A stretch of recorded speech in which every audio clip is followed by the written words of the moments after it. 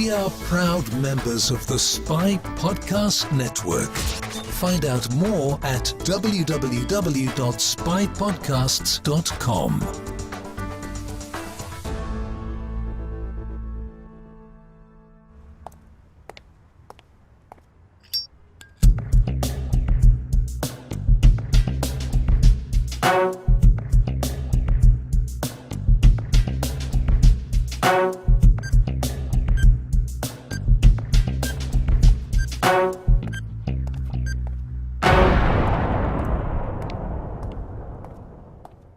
Hello and welcome to SpyHards podcast, where your hosts go deep undercover into the world of spy movies to decipher which films make the knock list. But remember, this information is strictly for your ears only.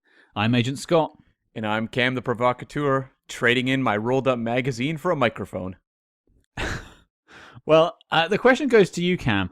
What are we talking about this week? We are wrapping up the Bourne franchise. We covered all the films a little while back, but we want to do a roundtable the way we did with the Brosnan era of James Bond and look back at the franchise as a whole and break it down to the elements, all the various aspects that make it so special.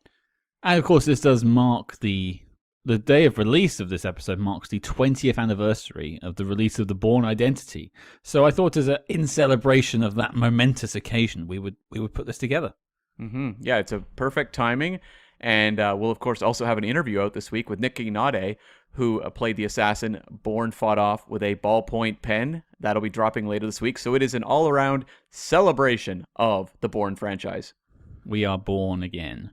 That will be the first of many puns.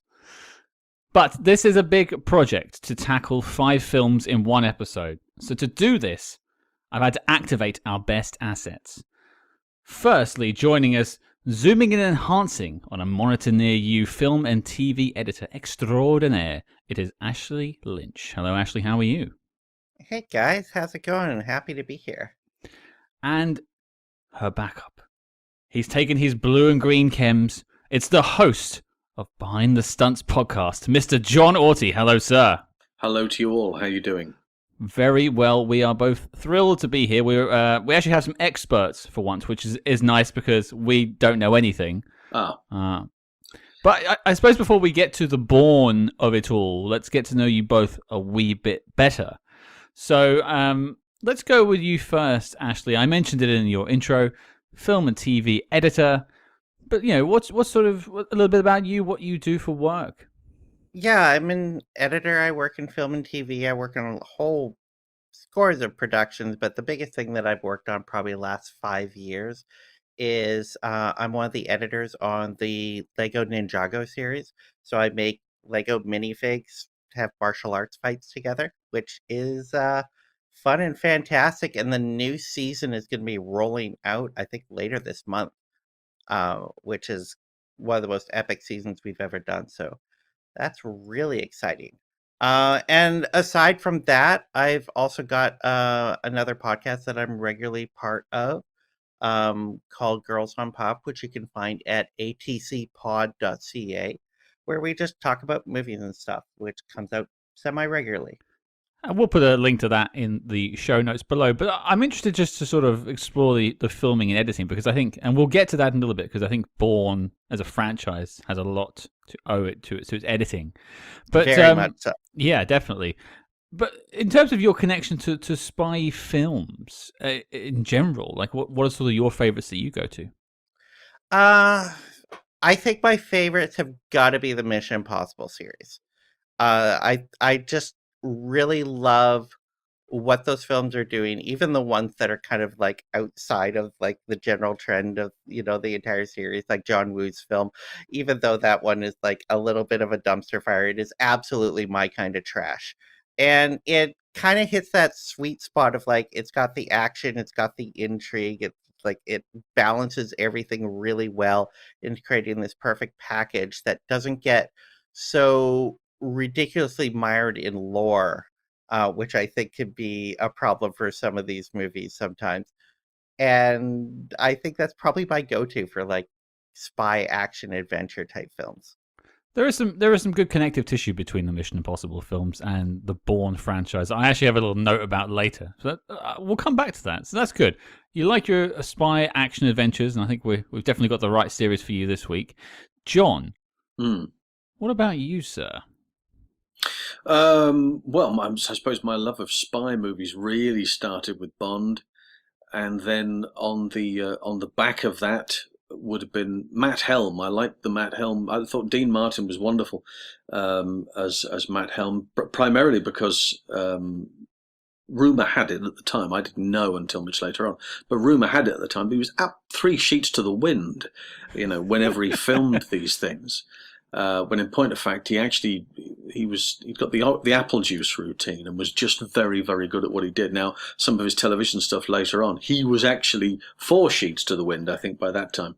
But the Matt Helm movies, they're great fun. They're great fun action. They've got some daft dialogue, great score, music score. So I loved all those. The Flint movies, I loved all of those as well. And I suppose really, they were the kind of movies that got me a lot. I mean, once I saw Bond, everything else was just an element of that. There was Bond. It's that umbrella. There's the Bond, and underneath that umbrella, you had all of these other franchises going left, right, and centre. But I agree completely there in connection with the Mission Impossible movies, which I love very much. Even. I can't do it. No, I was going to say even the John Woo one, but I can't. I've got so many issues with that movie, I can't tell you. But the idea of that movie itself, that concept there with the longevity of it and the way it just throws the kitchen sink at absolutely everything. And if you compare it, of course, to the TV show, it's like chalk and cheese, But it's still huge fun, and I love a good spy flick. And we did you a disservice there. Of course, you are the host of Behind the Stunts and your YouTube channel as well, the podcast. You have a deep-rooted love of stunts. I mean, I've spoken to you. We had a pint together in the pub and spoken all about this. We've met in public. Yes, there was people there who saw us together. Yes.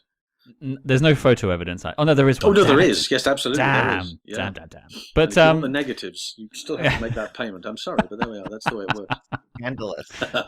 But of course, one of the and this is the reason why I wanted to get you both together on this episode is because editing and how you make a picture is a very important thing in the Bourne series, but also fighting, stunts, action is the lifeblood of the Bourne franchise, and it is the lifeblood of what you talk about online. Yeah, absolutely. I mean, as good as any individual stunt performer is, as good as any disciplined fighter is, regardless of what their background is, regardless of what type of fighting you're doing, as good as any actor is, who can remember routines, can remember choreography, can improvise or be given the choice to improvise in a scene. Those fights are terrible if the editing is no good. Absolutely crucial. They work hand in hand with each other. And I suppose, if you go back to the early days of cinema, it was often a locked off camera and it was a wide shot and people going from one side of frame to the other, throwing haymakers in 3-minute fights. Whereas now, you might have 90 seconds, which is a very long time, but you may have 90 seconds of full-on action, and at the end of it, you are exhausted because the editing has enhanced the whole thing. And I think it's massively important. So fights themselves, they have got better over a period of time. Experiences that they take little bits from here. That's what all the guys in the Bourne pictures do. They take elements of this, elements of that, and they put it together, and that's nice, this is different, let's do this. They bring in actors or fighters who are good at certain areas. But if the editor isn't doing his job properly, it's just a lousy fight. And I think the proof of the pudding is definitely in the eating with this series, whereas the fights are top draw right the way through. And you sit there and go, oh, a fight's coming, I can watch this. And you'll sit down and watch it. That's what I do. I was having a conversation with a guy earlier who was saying that he has to watch the whole movie. He can't watch elements of it. I could, I've got DVDs of just fights, or just car gags, or just horse stuff, because I'm transfixed firstly by the action that's happening on screen, but also by the editing and the way in which the editor then says, what can I do to improve this? This fight's a bit slow. I need to pace it up a bit. I know, I'll do this, and then I'll cut to this, and then I'll do that. And all of a sudden it's much, much better. It doesn't take an awful lot, but it does make a huge difference. And I think these are great examples. Well, it's clear that we've assembled the pros, the best assets in the game to talk about Bourne. And the first question I'm going to ask everyone, except for, I suppose, Cam and I, because we've gone on record, is your initial connections to sort of the Bourne franchise. Because Cam and I are often found running along the beach in cargo shorts. Obviously. Yeah, it's just what we do. But Ashley, over to you first. Before we approached you, I'm sure you'd seen some of the Bourne films, but what were your thoughts on them? I've always enjoyed the Bourne movies. I think, like a lot of people, when they first came out, or when the first one came out, you're like, wait, Matt Damon's doing action adventure, the squeaky faced boy from, Saving Private Ryan, and what was the one that he did with Talented Mr. Ripley? Yeah, Talented Mr. Ripley and Good Will Hunting, stuff like that. And it's like you thought of Matt Damon a certain way. Good enough actor, sure, but action star? I don't know about this. But there was enough other elements there. You had Doug Liman directing, and I really liked what he did with Go. And you have Franca Potente, who I will always show up for. And Clive Owen, smaller role, but still he was coming off hot stuff of like Croupier. And it's like, okay, well, this looks interesting. And you watch it, and it's just a legitimately good action movie. It sucks you in. And I think it's kind of telling that the first movie actually didn't do that great theatrically, but it was one of those movies that once it hit home video, once it hit DVD, it did so well and sold so well on DVD that was enough to convince Universal to keep going forward with the series. And then the second one comes out, and the numbers are just through the roof. And now it's like a full-blown franchise that they're into. So, but I've always really been into the films. I think it stumbles in various places, but I think it's a really cool franchise that has a great hook at the center of it and a really engaging way of trying to tell the story. What's interesting, too, about that first one is that it was such a problem production as well, with Doug Liman not working particularly, very well with the producers, and there was a lot of conflict there. And the fact that, when it got that confidence burst on home video, they were like, you know what? We can try to get something out of this. Like, a lot of studios would have been very content to just be like, you know what? That was not a great experience. It did great. We broke even. All's good. Let's move forward with something else. But the fact was they saw that spark there and enough value to continue to go back. Well, and it's the weird thing about this franchise, isn't it? Where it's like the third movie is kind of like that too, where it's like the screenwriter just basically just like screwed off, like handed in a treatment and then basically just went for a walk. Yeah. And they pieced together a movie out of nothing, and the movie's good. It shouldn't be good. They shouldn't have been able to make a good movie out of that, but they did. And it just seems par for the course that, like, even the troubled movies that they make, they can manage to make something that's cool out of it. And what about you, John? What was your sort of initial connection to the Bourne franchise? I saw it at the cinema when it came out in 2002, and for me, it was certainly the best action film of that year. I thought Blade 2 was pretty good. Attack of the Clones I quite enjoyed, and I was fairly familiar with the books. Robert Ludlum, I'd got Holcroft Covenant, which then I saw as a film, but it was made earlier. But it was a movie with Michael Caine, and the Osterman Weekend, of course, with Rutger Hauer, which was one of his as well. But again, on the point made there, casting Matt Damon. You go, really, Matt Damon? But he is so impressive. He really is, and has an extraordinary quality on screen of a much, even in the first picture of a much older, experienced actor. He turns up on screen and you can't take your eyes off it. I mean, he really is sensational and continues to get, I think anyway, gets better and better with each movie. So his development of the character, now whether that was directly in connection with Doug Liman, I'm not sure, but certainly his development of the character over time makes it for great viewing. And I personally, if it's not Matt Damon, it's not a Bourne movie. Sorry, Jeremy Renner. However, sorry, Jez, but I think that it's tricky to watch anything else that is Bourne orientated, and he's not in it. So I think that we all did the same thing. He's written a movie, he's got an Oscar. He's spent all of his time with Ben Affleck, and if you look at the two careers beside each other, Matt's absolutely soared. And Matt's had his ups and his downs and his sideways and all sorts of over. But Matt, I think, is terrific, and I think this is a real clincher for him, a real moment where you can see that this is where it started. It also seems to have helped that it appears that he was hungry for this, because it was not a genre that he was in. No. So I think he came into it knowing that he was going to have to prove himself to a certain degree to an audience that might not be accepting of him as an action hero. And because he hadn't done it and wanted to do it, he was really hungry to get in there and nail it.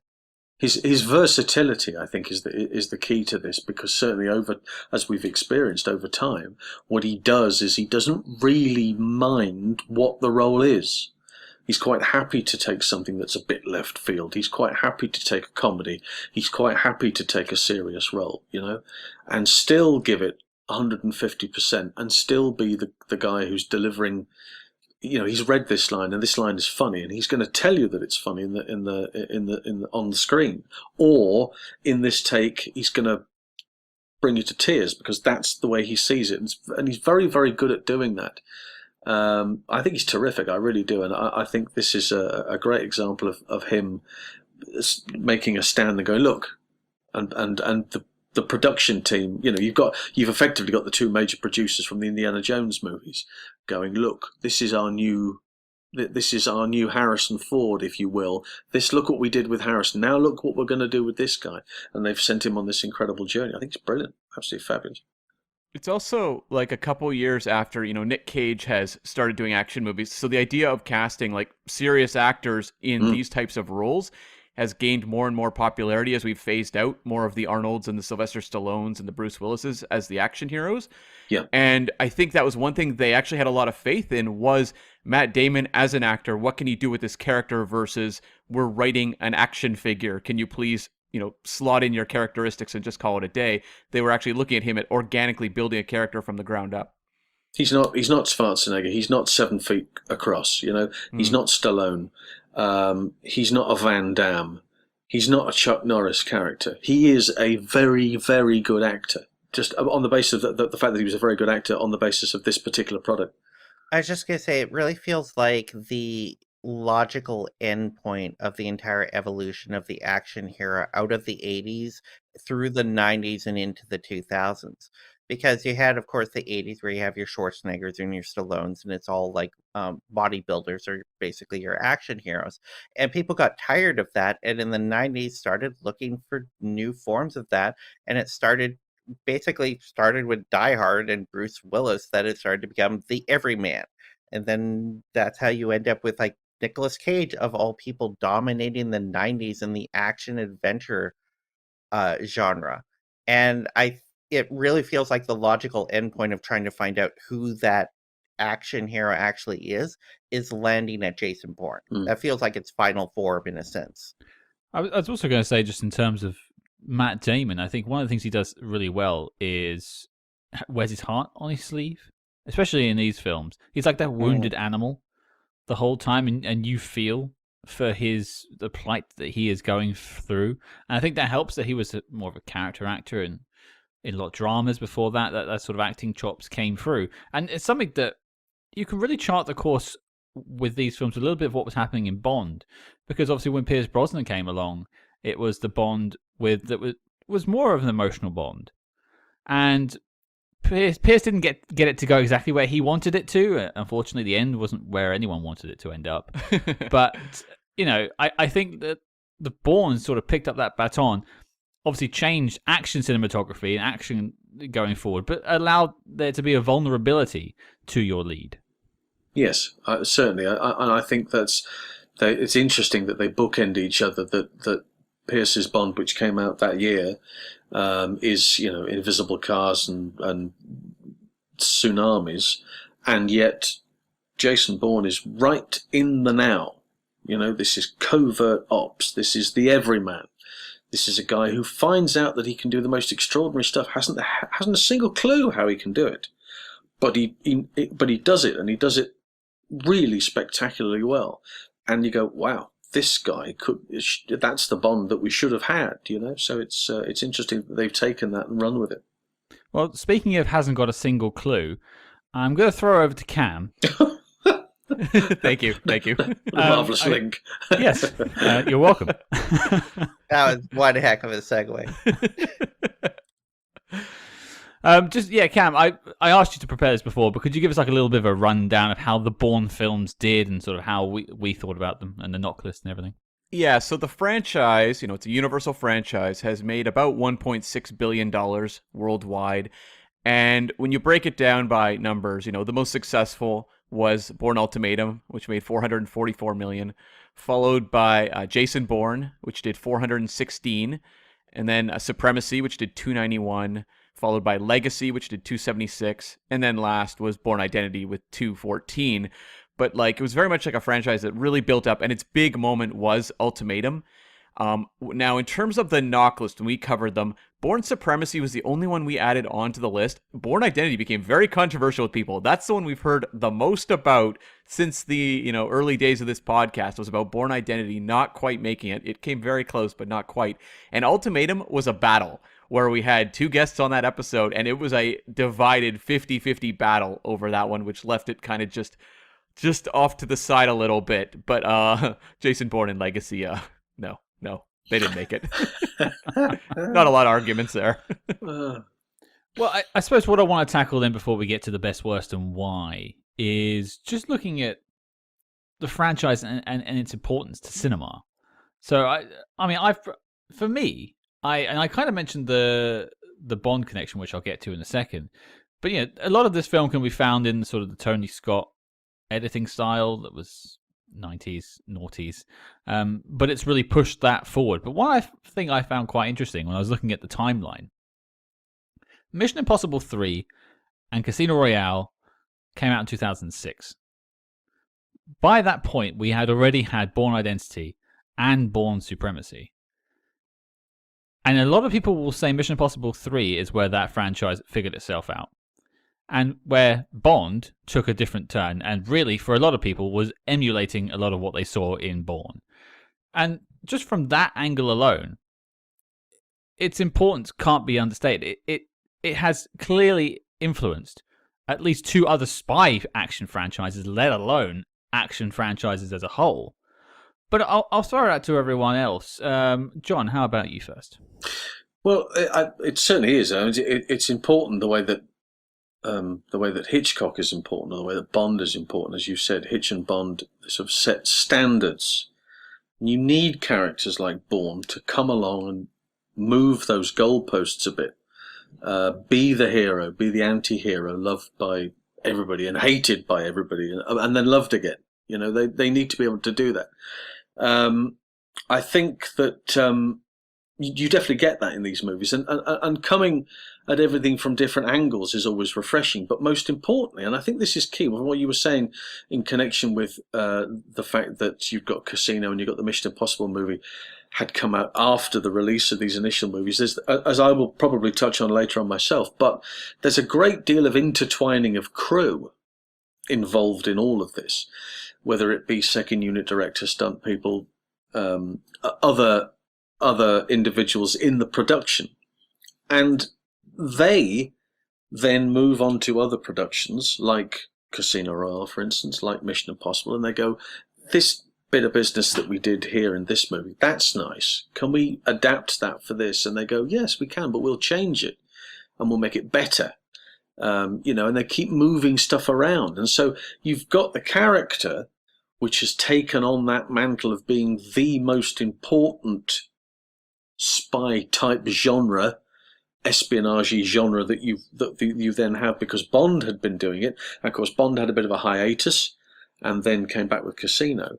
And by that time, there's been a lot of work gone into Bourne Identity. It's got great set pieces along the way.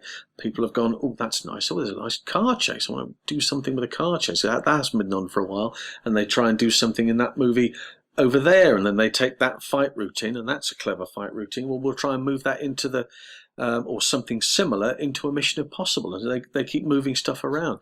I think Jason Bourne, really, if you look at it on the sort of the scale of things, is right there in the middle, feeding off. There's lots of other productions and lots of other areas of film, of cinema, which are feeding off this character because it's giving out so much. The way that Bond used to do in the 60s and 70s, that was the mantle, and everybody wanted a slice of that pie. Well, I think Bourne is doing a similar exercise in this instance here, and very successfully. Yeah, absolutely. Couldn't agree more on that. And, it's interesting when you look at other franchises as well, like Taken. I think it is very much has connective tissue with the Bournes. Oh yeah. Maybe not the sequels, but no, but there's certainly the fighting style and the editing style, most certainly. Well, throwing over to you, Ashley, your thoughts on the importance of the Bourne franchise? Yeah, it's I think definitely Identity was hugely important, and I think it's because the entire genre had sort of reached this lull moment. And Identity comes along and all of a sudden adds something to the genre that the genre hadn't had for a long time, or even particularly ever, which is this sense of propulsion and kineticism to everything, both like driving the story forward, but also the action that hadn't really been part of these films before. And I think, especially with Casino Royale, you don't get that movie without the Bourne films.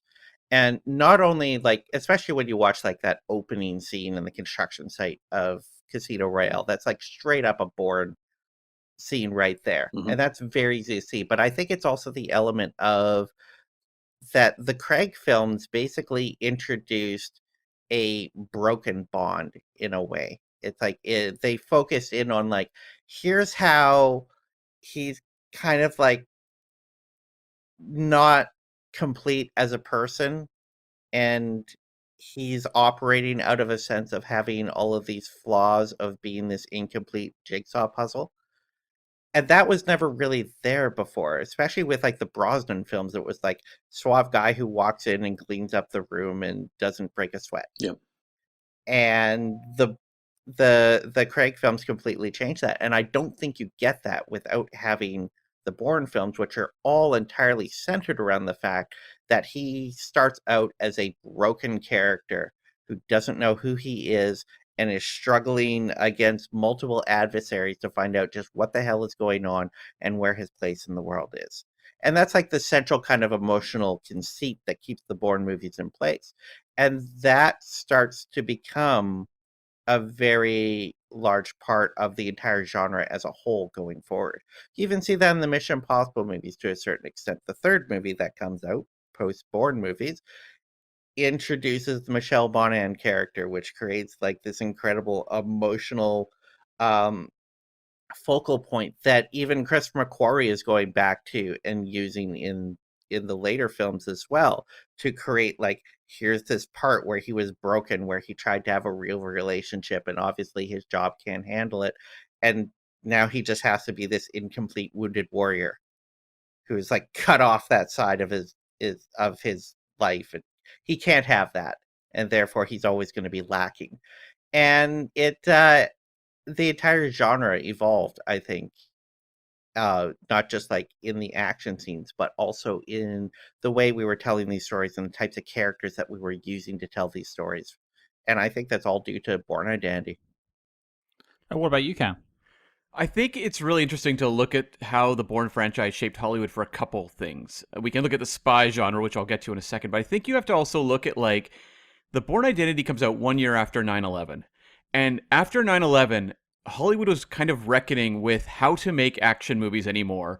That, the Arnold model wasn't working. And, his, like, what was it? A Collateral Damage came out shortly. Yeah, shortly after 9/11. And it was just like a flop. And it was like the world was not ready to see kind of this sort of, over the top, pumped up action. And one thing I think the Bourne franchise did very well that really tapped the zeitgeist at the time was acknowledging the consequences of violence with its character, where we root for Bourne, but he's also someone who's constantly looking at his past and some of the terrible things he's done. And when people die in the movies, it treats it with weight, whether it's allies of his or even just some of the assets. Like, you never get the sense it's just kind of throwaway violence for the sake of violence. And that's something that I think you would see would shape movies like the Daniel Craig Bond films, as well as, say, the Christopher Nolan Batman films, where it was like, we can't quite do escapist violence the way we used to. The way we do that tends to fall into fantasy, which is why when you look at the years going forward, you had a lot of Harry Potter, Lord of the Rings, Spider-Man, all that sort of stuff was what really grabbed the mainstream as well in terms of action on screen. Whereas Bourne was sort of your adult thinking kind of franchise where adults could see some moral gray material. They could kind of, it's kind of like thinking person's action movies. It gives you those thrills, but it's also doing it in a way where we're looking at it a little more seriously than I think we really were before 9/11. Now, in terms of the spy genre, I mean, we've talked about how it's shaped so much, but I think what's really interesting is the specific point in time, 2002. The Bond franchise, I don't want to say it's running on fumes because the movies have been very successful. World is not enough. However, yeah. World is not enough. Big, made a lot of money. No one was in love with it. Die Another Day would come out in 2002 and be polarizing at best with people and also kind of falling into the fantasy realm. They were almost like, we better embrace over-the-top cartoony stuff because people don't really want something maybe serious at the moment. It felt like Bourne fought off kind of the people that were trying to take the throne of the spy franchises. You look at XXX, which came out the same year as the Bourne Identity, and it was kind of remixing the elements of Bond, but kind of giving you the Bond experience. Whereas it felt like Jason Bourne looked at the spy genre and said, we need to shake it up completely. We need to do something, things very differently than what have been seen in the past. You can look at stuff like The Ipcris File, or some of the, more serious, older spy films, but they weren't crowd-pleasing franchises. And they found a way to kind of merge those sensibilities with a franchise and really, draw an audience in and make a lot of people look at the Bourne franchise as the premier important spy franchise of the time. And even when they would be doing things later down the road, like reinventing Bond or Mission Impossible would be coming back in a big way. If you look at criticism of the time, there's a lot of talk about, well, the Bournes are at the top. How do these measure up against those? It's crazy when you look at it like in the spy genre. I don't think people are measuring up against the Bourne benchmark anymore. I think it had its 3 films perhaps potentially that were its time in the sun. Yeah. But it's interesting that for a while, Bond was not the benchmark. Yeah.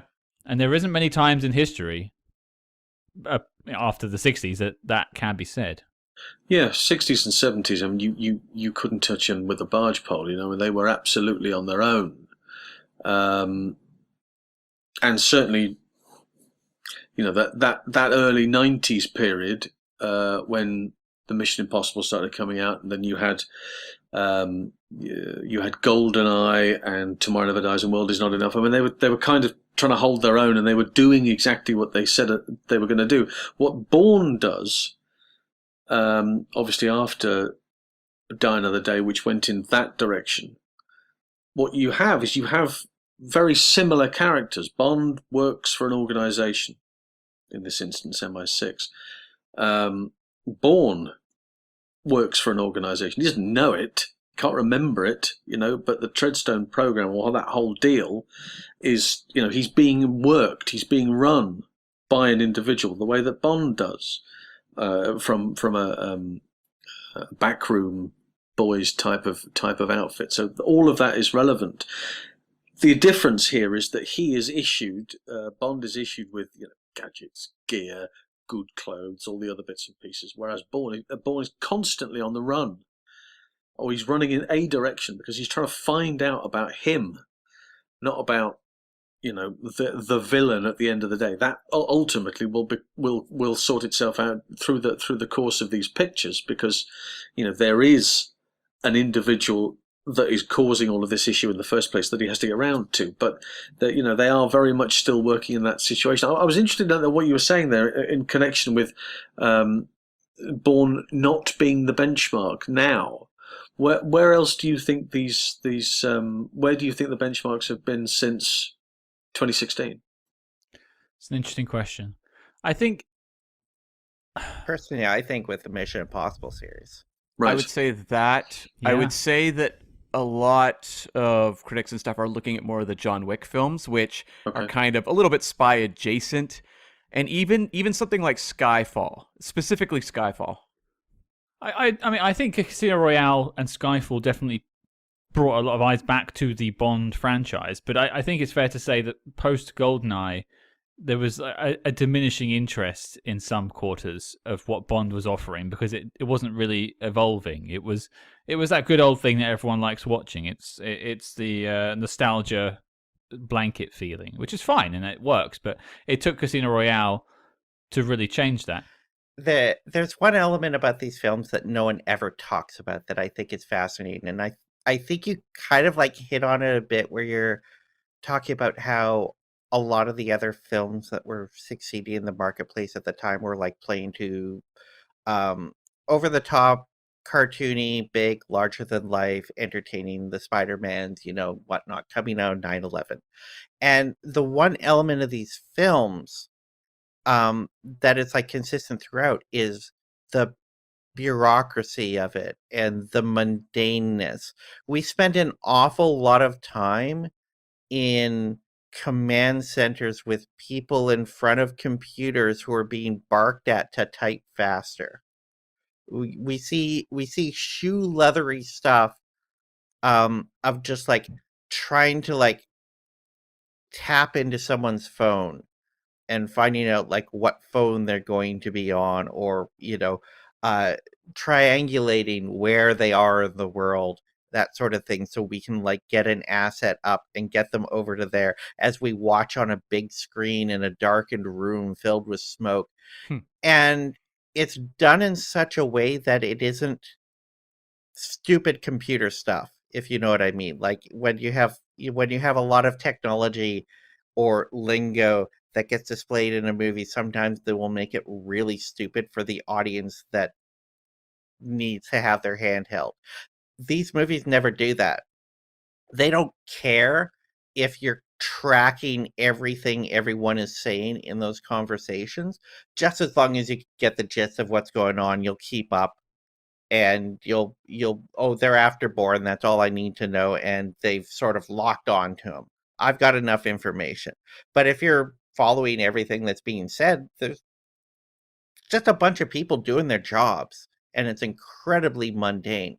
And a lot of these movies are centered entirely around that bureaucracy inside the CIA, and treated in a very ultra realistic manner, not in the way that you would see in something like Bad Company, which makes it like flashy. It's not the way Michael Bay would present it, where it's over the top and like you can see the computer screens so bright that they're like reflecting off people's faces and stuff like that. It's not heightened. It's played realer than real. And that was something that was like unique to these movies that they brought to the genre at that time. Well, bouncing off of that, it's something that actually has just occurred to me. I can't pretend it's some sort of deep thought I've had for years. But when we're talking about spy movies, and Cam and I have been doing this for close to 2 years now, there seems to be like two camps. There's the action adventures and then the serious spy stories. And there's a few that walk the line, and then there's the comedies and things like that. But these Bourne films seem to walk that line between them beautifully, because they are procedurals. That you are watching the shoe leather, as you say, Ashley, and but you're also watching the action adventure stuff of Bourne kicking butt. And it manages to blend them both perfectly. So if you're ever looking for a sort of a spy movie that ticks all of the spy boxes, perhaps Bourne is your destination. Oh, maybe so. I mean, 30 plus years ago, if you had a similar type of movie that was that would be, a villain with a purpose, and that purpose would be to send this rocket to that country and blow it up, or it would be to take this particular piece of equipment, which was absolutely essential, to put into another invention that he created that would cause world domination or something. Whereas here, it's a pen drive, or it's a photograph, it's a scrap of paper, it's something that allows Bourne to move on to that next part, or to meet somebody who will then give him some form of recollection, and move on to that next section. It is fascinating the way that those scenes that are in the offices surrounded by the computer screens are as exciting as the physical action that you're seeing elsewhere. Well, there's a lot of zooming and enhancing. Oh yeah. But speaking of moving on to the next section, I'm doing good connective tissue here today. I quite like it. We're bowing to you, Scott. It's beautiful. It's beautiful. It's Now, great work. I've had a lot of coffee. Loving your links, dude. Loving your links. Now, one of the things I set you both a teeny bit of homework, which was just to have a little think about the Bourne franchise in terms of your area of expertise. So I'm going to throw it to both of you. I'll probably go to Ashley first, just in terms of editing, film, and sort of the connective tissue between that and the Bourne franchise and what it did for cinema at that time.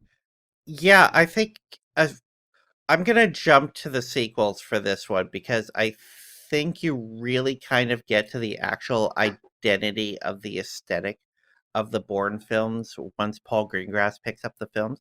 He basically creates like the visual language for what these films are, and what other people attempt to often badly replicate in other films. And there's something about Greengrass where he is able to get so much coverage and shoot it in such a chaotic way, with the camera constantly moving and very quick, heavy cutting, but you don't actually get lost. And he is one of the few filmmakers that can actually accomplish this. Everyone else who tries this, it usually ends up like a horrible mess. But his films, and I know there's a lot of people who complain about like how quickly they're cut or how much the camera is moving, but I never found it a problem with these films. In fact, I considered it a benefit. I think it's a wonderful aesthetic that he creates, and he seems to be unique at being able to do that. There was, I think it was in Ultimatum, no, it was in Supremacy. There's one scene, I went through it because I was just like watching specifically the editing, where the entire scene is just Jason Bourne goes to an internet cafe and does research on the internet to get a name and then leaves. Yes. Whole scene is like a minute 30. Not a very quick scene. Not a lot happening. Dude walks into a cafe, sits down, looks at a computer, pulls something up, writes down a name, leaves. This could be something you could do in 5-6 shots. The scene itself had 49 cuts in it. It was absolutely crazy. The camera's zooming in on parts of the screen, cutting to close-up of Bourne. There are shots where it's a close-up of Bourne looking at the screen that cuts to another shot of Bourne looking at the screen. There's a cut to the same shot. This should not work. In terms of editing, this is something you don't do. This is like a bad edit, but it works. And it comes back to what I was talking about the propulsiveness and the kineticism that these films bring. And so you have this incredibly mundane scene of he sits down and looks at a computer, but the way in which it is shot and the way in which it has been edited, which are both working in tandem, you have to have both those hand in glove or this does not work. You can't have just one department deciding they're going to go off on this journey and the other one's like, well, let's play it straight. Doesn't work.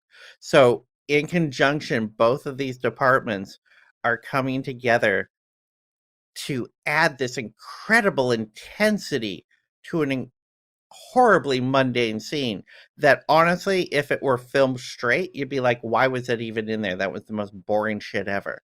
And instead, it's kind of riveting, and you're only catching those little fragments of what's going on, but it's enough to say, okay, I get what we're doing now. Even if I didn't see everything, I'm feeling it. And the way in which it's delivered with such a propulsion that I'm amped for whatever we're going into. And that's kind of the language that these films have done, especially from an editing level. And I think it's I don't think there's really quite anything else that are like them.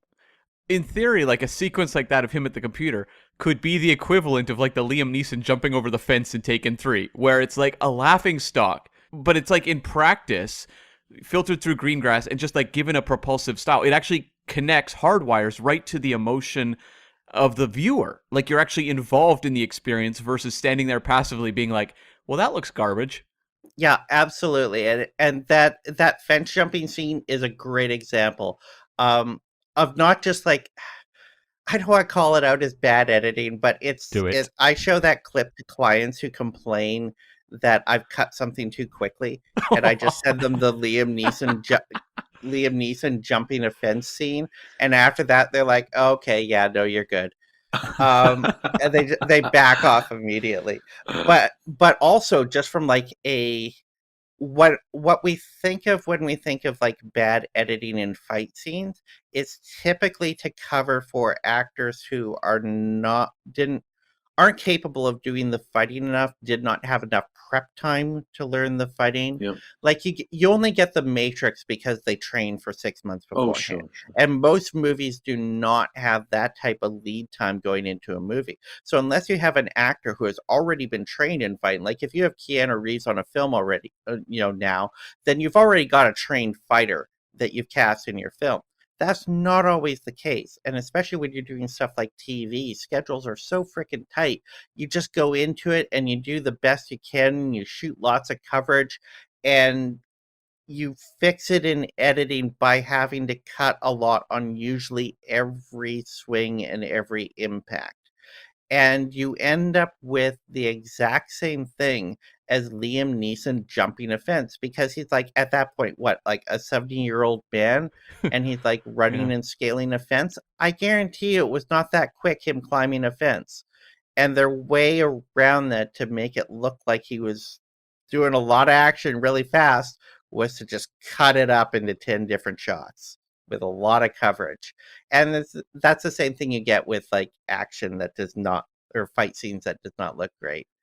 Well, it's interesting because I've been doing setups for the last couple of in-between bits, but you've just set me up perfectly, Ashley, to ask Jon what he thinks the Bourne sort of franchise's impact has been on action and stunt work and things like that.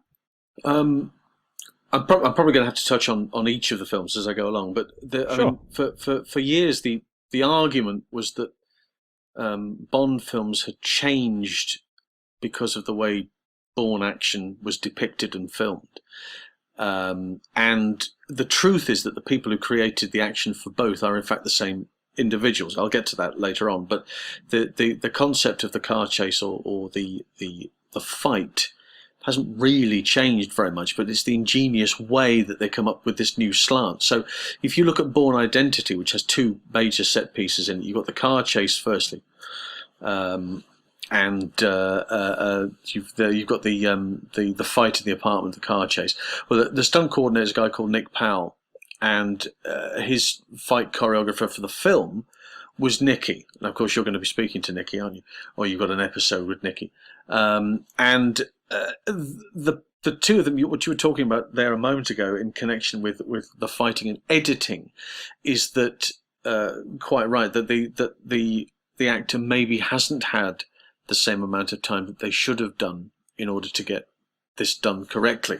So what's happening is that obviously fights are incredibly boring in certain cases to watch two blokes throwing haymakers at each other, but this idea is to come at it from a different level, disabling the opponent with as many moves as possible using whatever he finds around the flat. Now in this case it's a pen, and to convince the audience with the help of the editor that this is doable is incredibly great fun to watch. And also, Matt Damon is incredibly good in this fight, but for this particular fight, wasn't there enough maybe to pick up on some of those moves that Nicky was trying to throw into the fight, and so there are a great deal more edits from further away instead of having those close-ups of the actors going at it.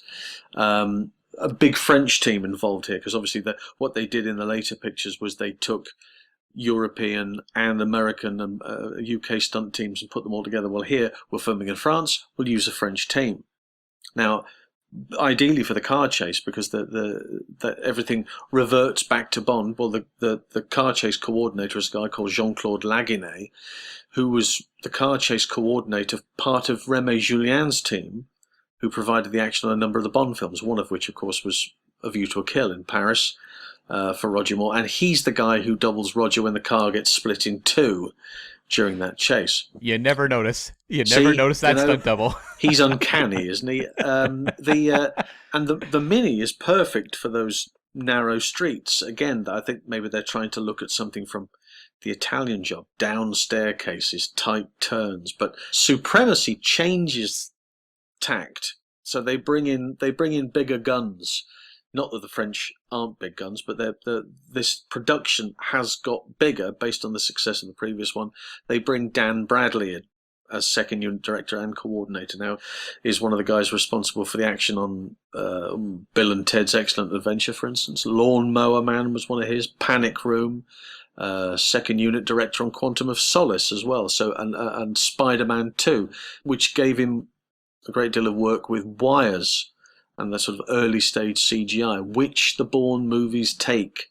They take a great deal of use of wire work later on, and particularly in this, because there's a fabulous foot chase in this, and Matt Damon jumping off a bridge, doing it for real. The way that later on, when Daniel Craig took over as Bond, that was the motto. Let's, bring Bond back to order. Let's get him actually doing it for real on stage. Well, that's what they do here.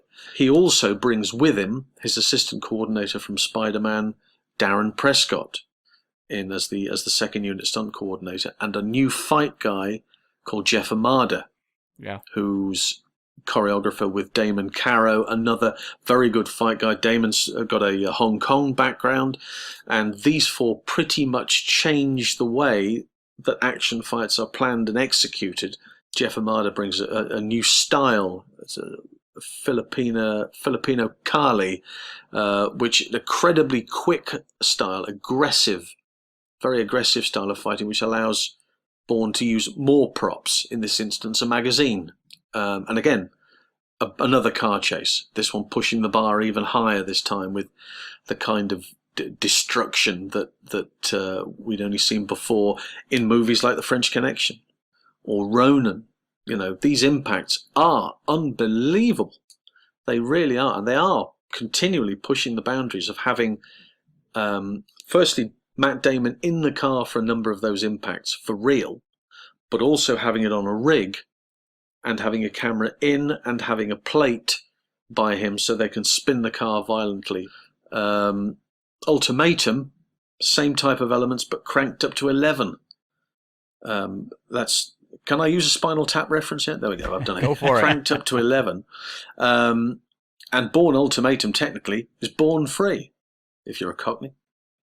Dan Bradley, again, at the helm, but Gary Powell, who's then the coordinator on the four Bond films that had Daniel Craig, and again, pushing the boundaries, particularly in Tangier, and that sequence there where you get Lee Morrison brought in to double Matt on the motorcycle, Lee Morrison then going on to coordinate No Time to Die, because he was a professional motocross rider before he became a stunt performer.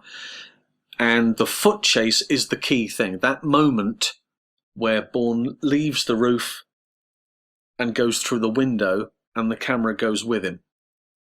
And that originally they were using zip wires. They were using wire cams to get a great many of those rooftop shots. But they found that technically the speed of the camera was overtaking David Leitch, who was the stunt double for Matt Damon in The Roof Jump. David Leitch, of course, now full-time director, Deadpool 2, Atomic Blonde, John Wick, Fast and Furious, Hobbs and Shaw. He's the director behind this, started as a stuntman. The wire cam is travelling faster than he is. So Gary said to Diz Sharp, who's one of the stunt guys, would you be the cameraman? Yeah, okay. So he has to literally go with him and jump with him. And that shot that's the most played shot from that movie anywhere. And of course, a lot of the guys who worked on that all took it and did the rooftop chase in Quantum of Solace. Legacy changes direction. And I don't really understand why. Dan Bradley, again, as second unit director.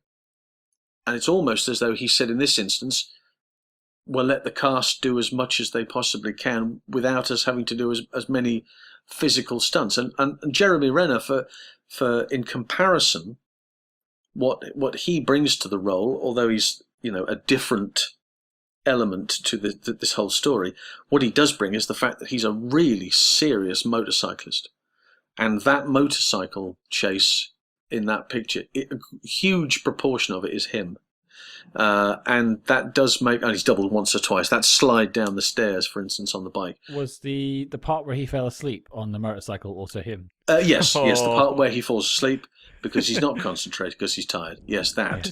Yes. And saying, "Is it over yet? And can I go home, please?" I have to work on my app. Yes, I'm really not bothered about this picture anymore. I love how he does all the motorcycle stuff for that, and then he breaks both his arms on a movie called Tag. Yes. Yeah, in a freak beanbag accident. Yeah, exactly. The worst kind. It is weird, isn't it? But that was the one thing that Dan Bradley realised. He said, we do a lot of testing with Matt. We put Matt in a car or we put him on a motorcycle and we say, can you do this? And you say to an actor, can you ride a horse? Oh, yeah, I can ride a horse. And they get on the horse and the horse's head is behind them and they're facing the wrong direction. And they go, you've never ridden a horse in your life, have you? No, I'm sorry, I haven't. Say that to Matt Damon. He can drive a car. He's very good at driving cars. But when Dan Bradley said, as soon as we put Jeremy Renner on a bike, you automatically know, we are good. So a great deal of that stuff is fantastic. But I just think it lacks something that they then try and replace with Jason Bourne. Opening with their fight with the one punch, and that's it, game over. They bring in a different coordinator now with Simon Crane, the second unit director, and Gary Powell coming in for coordinating. And the two of them have worked together for years. Gary was Simon's right-hand man for many years on pictures like Titanic and GoldenEye, for instance. So all of these elements, you put everything together, and then they arrive at the most extraordinary car chase down the Vegas Strip. And they just pile on through it, and really do change the aspect of action. And those movies, I think, on themselves, if you put them all together, creating that carnage and making it look that good. And it's mesmerizing, it really is. It's the way that probably Bond was during those early periods, through that early part of the 60s, where you had the phenomena and people going, wow, this is amazing. Well, this series of movies has certainly pushed that, and on the strength of the success of that, Tom Cruise pushes the boundaries just a bit every time. And it's all one-upmanship. Where it'll end, I don't know. It's interesting because I think sometimes we tend to get a bit siloed when we're talking about a film franchise and not really contextualize it in a time and place. But when you paint a picture that way and say how that these teams were sort of interconnected with the other franchises, and it was more like a collage of action films all working together and growing, you can really see that actually, and especially if you chart it against other films coming out at the time. And I imagine a lot of these teams working on these films, talking to each other and coming up with ideas, collaborating with each other. It's actually a different angle I'd never really looked at it from, but yeah, I can definitely see how that has, because we said earlier how Casino Royale took notes from Bourne, but maybe it wasn't that then. Maybe it was more of a case of they looked and thought, well, let's talk to those people, and they worked together. I think a lot of that is the case. I think that interconnecting between groups of individuals or somebody that is very, very familiar here. We want to do this. This is what we want to do.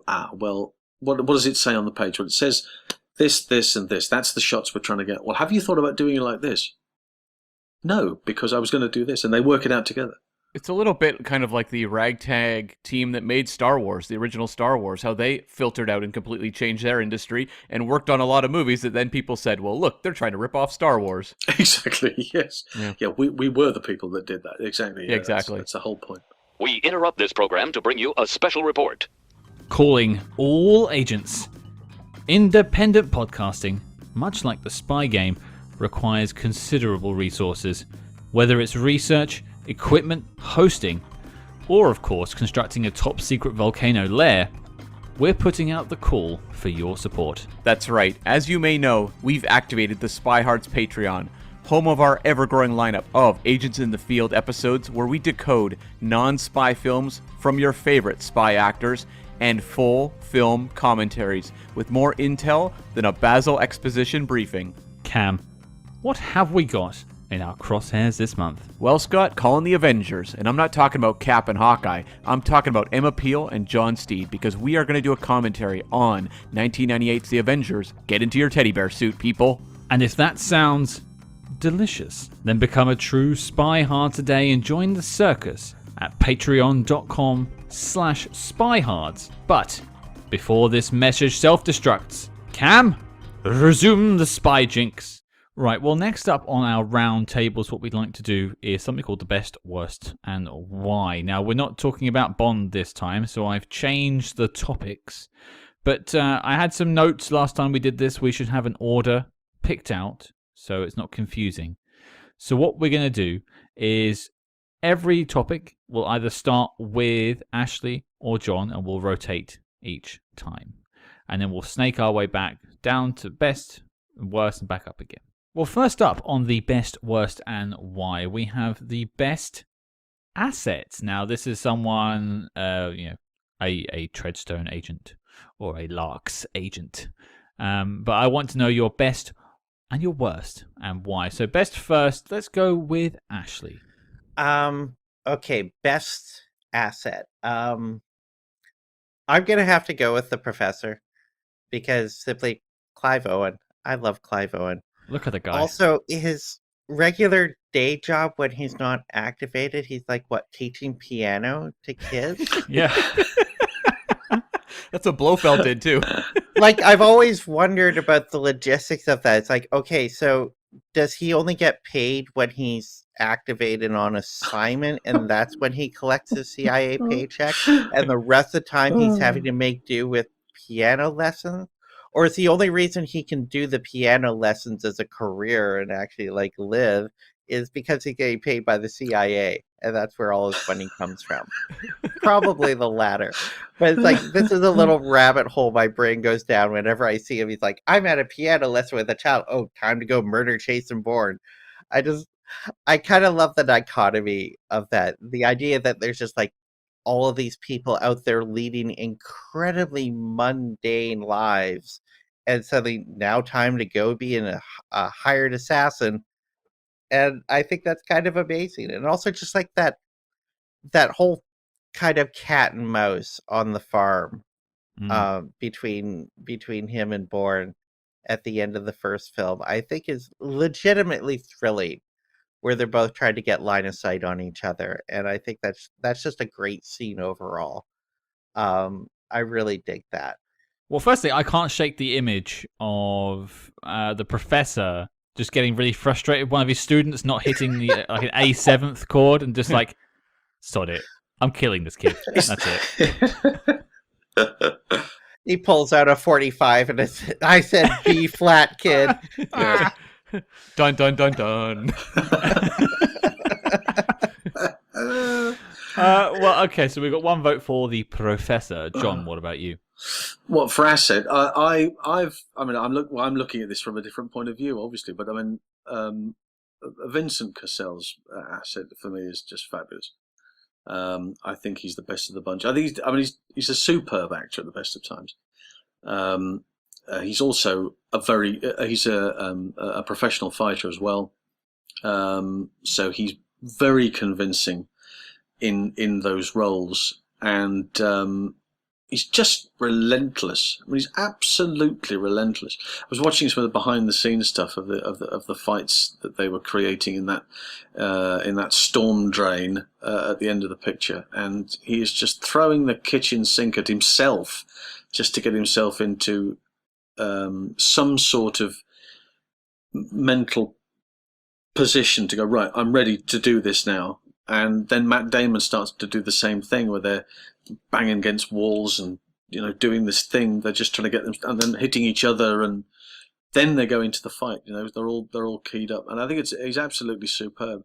Whenever I see him in any movie, I go, here he comes. And you tend to, for me anyway, I look at him and go, yeah, all right, I'm perfectly happy. I know that something appalling is going to happen to somebody in a moment, and he's likely to either be the instigator behind it, or he's going to get it himself, one or the other. But it doesn't. When you see him on screen, you know that you're in for a good time, and he's terrific. He's very good. I can't shake the image of Matt Damon and Vincent Cassel smashing their heads against the wall to get ramped up for a fight. Now I know, Thank you right? for that sounds pretty good. What, Cam? Who's your asset?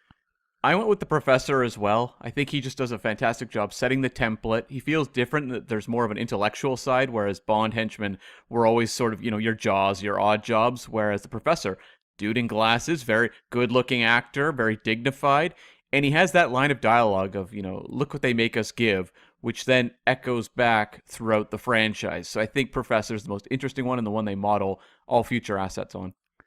I'm actually going to split the vote. I actually was going to go for the asset from Jason Bourne, Vincent Cassel. I just like that he's like the closest to taking Bourne down out of all of them, and he's the longest serving of any of these brainwashed agents. He's actually longer serving than Jason Bourne. I think there's a lot of stuff you could have dug into there. I don't think Jason Bourne, the film, really digs into it as much as it should. But he's one of the only people in the entire series that actually has Bourne on the ropes. So I quite like that. Yeah. Going back the other way, I will say my worst first. Okay. I have... Well, he doesn't have a name. He's Larks03 from the Bourne Legacy, played by Louise Ozawa Changchien, I believe that's how you pronounce the name. So good, they couldn't think of a name for the guy, and he gets offed very quickly by Aaron Cross. So if Aaron Cross can beat you, What Larks? I mean, he sounds like a... He sounds like an 80s synthesizer, doesn't he? I'd like the Larks. Piano, or a piano lesson, yes, or a cigarette. Yeah. Cam? I had the same one, Larks 03. It's like nothing against the performer. It's just like he's kind of an afterthought. They call in Larks like near the end of the movie. They're like, oh, we don't have an asset. Crap, we better call one in.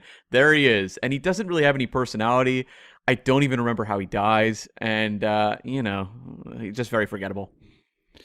So we have 2 for Larks. John, what have you got?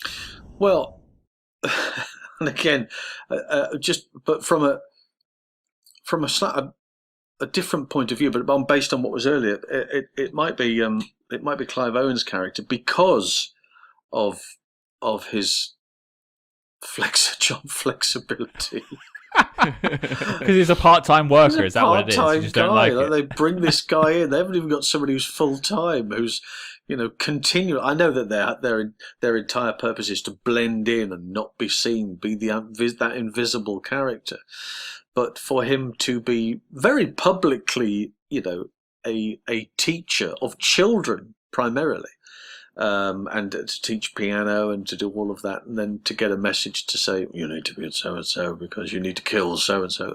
Well, same time next week? No, not next week. No. Maybe, Tuesday? Can we do Tuesday? Wednesday better. Maybe I can't do... And all of these different logistical issues that come with trying to balance 2 jobs. I'm not quite sure. It's a good job he's self-employed, I would imagine, doing this this tutoring on the side. But it's not really the worst of him. But I just, now that seed's been planted, I can't see anything else. So on the strength of that, fair. I'm going to say him. They didn't do their DBS checks on Exactly. the Professor, I think. Yeah, the insurance company did not do their due diligence. But Ashley, bring us home. Who is your worst asset? I have completely ruined Bourne Identity for John. Completely. I won't be able to see it again. Happy 20th anniversary, Bourne Identity. I think I'm gonna have to sweep the board and say it's Lark 3.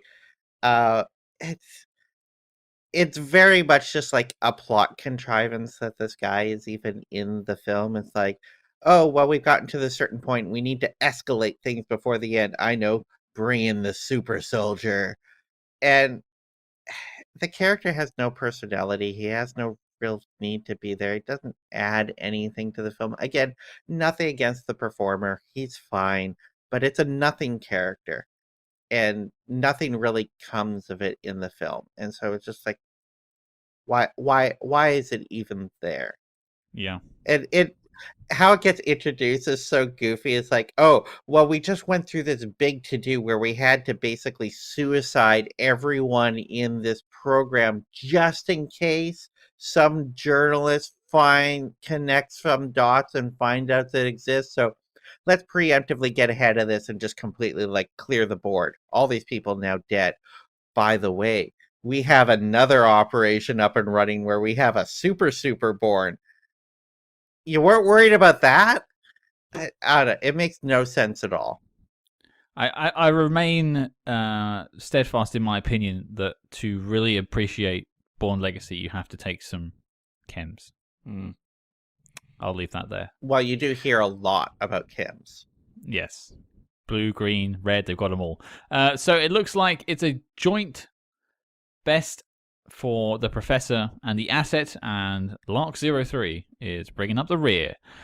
Over to antagonists. Now, this we've classified as people like Ward Abbott, Pam Landy. They're the people that are trying to get Bourne but aren't necessarily out on the streets fighting the man himself. They're usually in the office saying something like, Jesus Christ, it's Jason Bourne. So we're going to go over to John. Well, my favourite, really, I think, is Abbott. If anything, primarily for that line that he delivers, which I think is spectacular. He says, "You're in a big puddle of shit, Pamela, and you don't have the shoes for it," which I think is wonderful. I love that line. Whoever came up with that line is okay with me. I don't care what he does in the rest of the picture, but that was just beautiful. And you could see that Brian Cox was just eating the furniture, wasn't he? He was just loving it. It's a very the character's many layers to it as a character, but he really does like to turn everything round on a sixpence. You know, when he kills that guy in the steps of the kills him there and then on the spot, takes him downstairs to go and see where the charge went off. And kills him there, just, you know, and all of a sudden you go, you know, because maybe I hadn't realised it beforehand, but that was the moment when he's happy to tell everybody, yep, just in case you didn't know, I'm a bastard. He'll have that, and then goes off, you know. And I think he really does enjoy it enormously. So he's definitely my favourite, I think. There's a lot of people in these films that are out to get Bourne because it's their job, but Brian Cox just seems like an actual evil person in these films. And so, I completely understand brilliantly that. Cast, exactly. Absolutely. Ashley, who do you have? I just want to say real quick that Brian Cox is one of those actors that you can hand this like giant soup of run-on sentences to, and he will turn it into absolute poetry. Oh, certainly. It's like, the man is such a great actor. Like, when he just like gets wound up, I freaking love that. Yeah. However, my choice for best antagonist is actually going to be Noah Vossen, played by David Strathairn.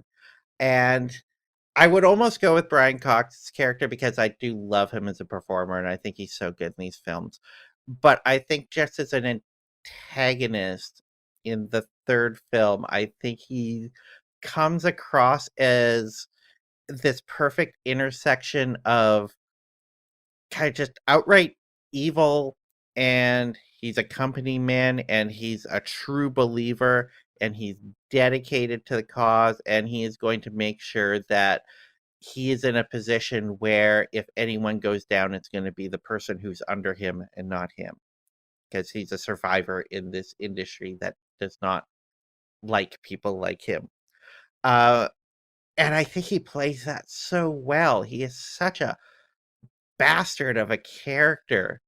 in the third film, and creating this sort of dichotomy where you have the Pam Landy character basically squaring off against him, which makes her a bit of an ally.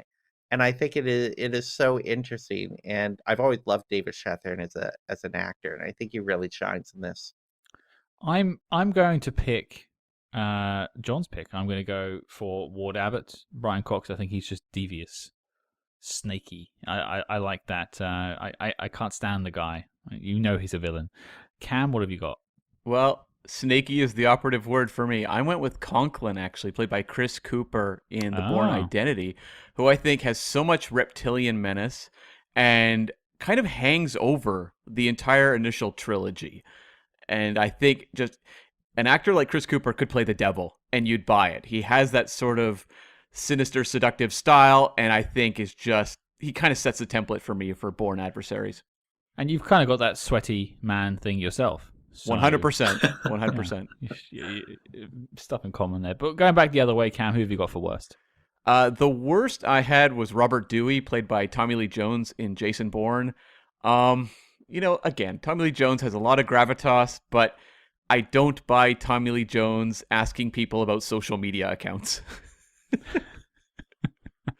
It's all about your reach. I mean, you could make a comedy about Tommy Lee Jones, Clint Eastwood, and Kevin Costner opening a social media company, and that would be hilarious. Like, it's just ridiculous. As long as De Niro's playing the intern. I wonder what his clout score is. I'm going to... Yes, I'm going to agree. Robert Dewey is my man. I don't think he knows anything about algorithms or reach. So that's that. 2 votes for TLJ. I believe Ashley is next. 3 for 3. I'm gonna go with Tommy Lee Jones and Jason Bourne. And it's not even just so much that I don't buy that the old man cares about social media, even though I don't buy that the old man cares about social media. But I don't think he's that interesting of a character. I think Tommy Lee Jones looks like he's sleeping through the entire movie. He does not look like he wants to be there at all. He's very much going through the motions. And it all reaches to a head when it gets to this point near the climax of the film where I'm supposed to buy that the CIA director is going to a tech bro conference to be on stage with a panel about social media privacy. He cleared his day for that. I guess there wasn't a war going on anywhere, so I don't buy that for a second. I don't know what the hell he's doing in this movie. And John. Well, I can't really disagree with that. My issue is that Tommy Lee Jones has just played Tommy Lee Jones for about 30 years. He hasn't really played a character. All of these are Tommy Lee Jones, But so I suppose from that point of view, I have to agree with everyone that he's the one that is probably bottom of the list. I would like to do an honourable mention, though, if I would, for somebody who's equally as pointless possibly, is Keith Urban. His character doesn't really. Wait, Keith seem Urban. You mean Carl Carl Urban. Urban? Keith Urban's the country singer. I was going to say Keith Urban. Yeah, didn't he sing something? I just wanted to mention Keith Urban, not Carl Urban. Most musical asset. Keith Urban, yes. He's got an album out, no. Yes, Carl Urban doesn't really seem to do a great deal apart from, get himself all psyched up and then get killed. I mean, it's not, he's one of those characters that go, right, go and get so-and-so. Right, and off he goes, and then really disappointingly very quickly gets disposed of. So from that point of view, he's probably the worst of the worst. But yes, I'll say I'll go with Tommy Lee Jones as the first choice. I don't know. I make the same miserable face when I'm in a nightclub too. Yeah. Next up, it's Ally. Very important part of the Bourne franchise. It's the people that keep him going, that are on his side. There aren't many of them. We'll go to Ashley first. Absolutely, I'm going to have to go with Marie, and that's because of my undying love of Franco Potente. I saw Run Lola Run opening day in theaters. It was absolutely so blown away. I went to see it again the next night, and I've just been in love with her ever since. It's like a shame we haven't gotten more big performances from her.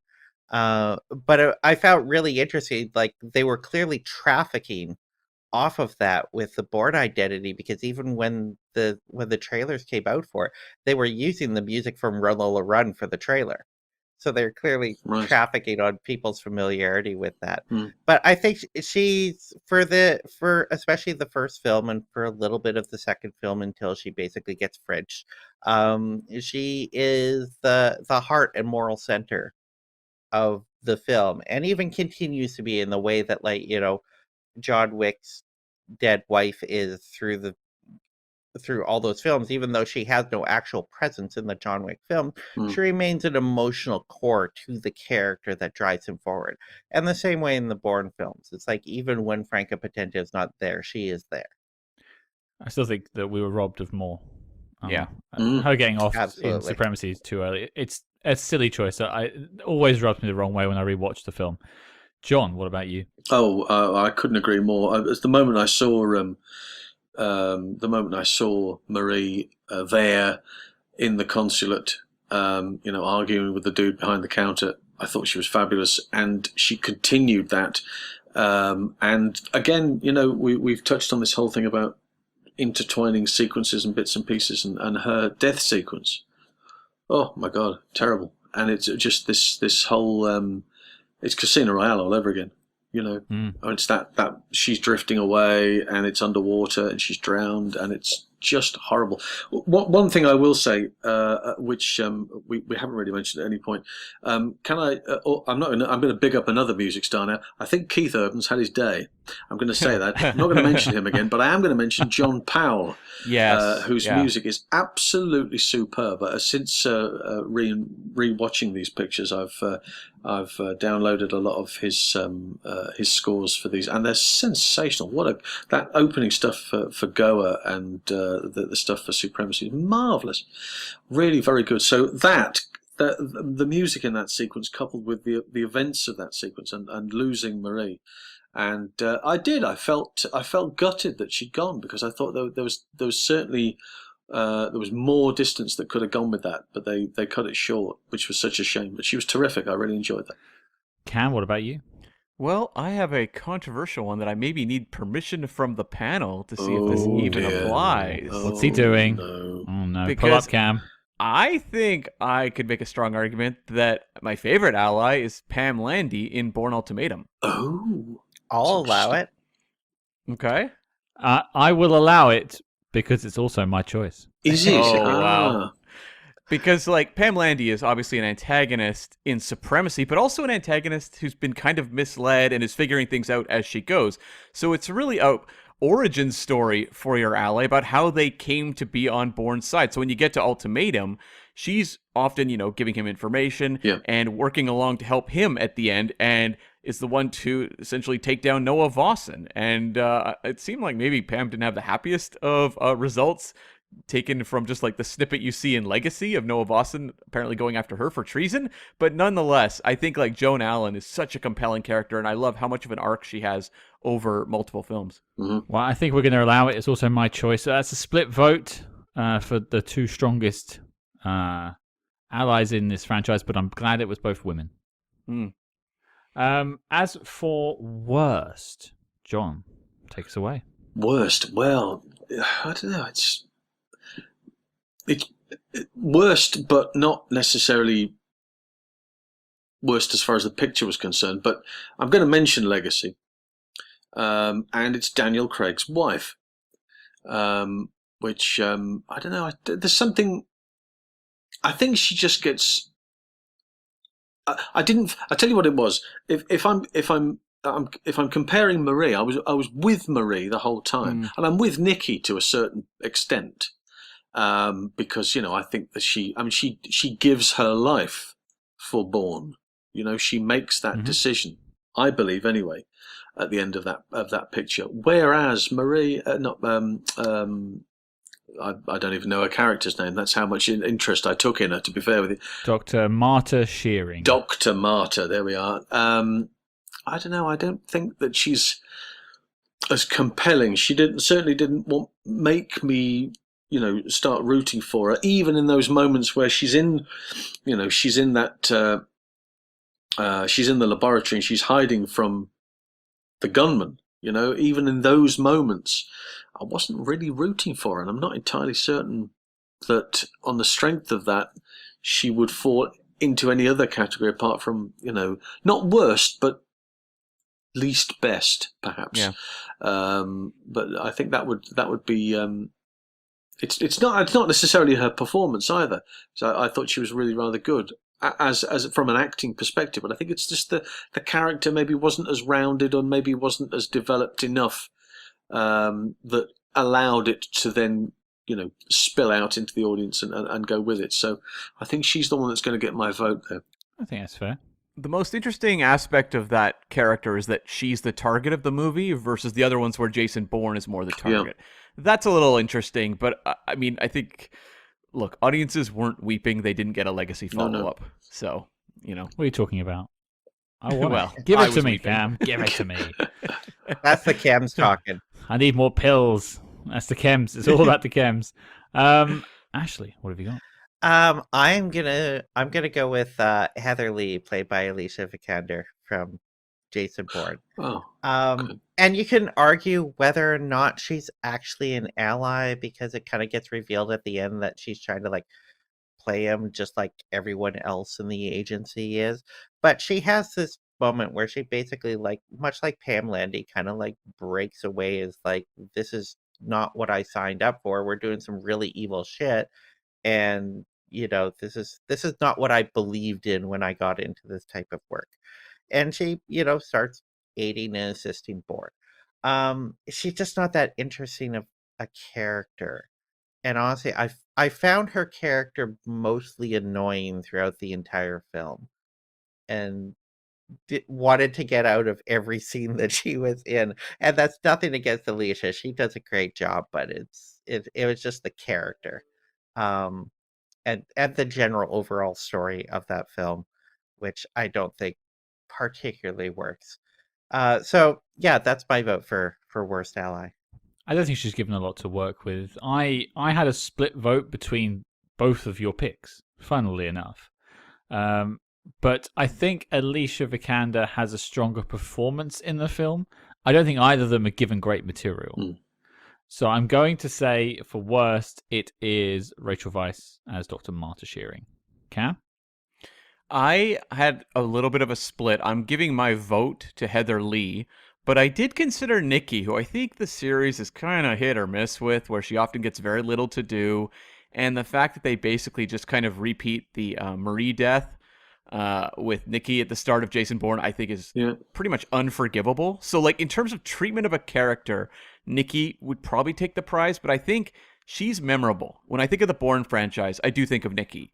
Whereas Heather Lee, Ashley, you kind of summed it up, where you just have a hard time caring about that character. And I think it's because her motivations are so murky that even when you finish the movie, you're like, okay, I guess she was a helper, but also, kind of wanted to manipulate him. There's something interesting maybe from the angle of someone who's a millennial CIA operative, dealing with a Gen X, agent with Bourne. There's a generational thing that's kind of interesting they could work with, but it feels like the character's so lost in this sort of mess of conflicting motivations that I walk out just kind of shrugging. And Alicia Vikander, great actress, Oscar winner, not given the best of material here.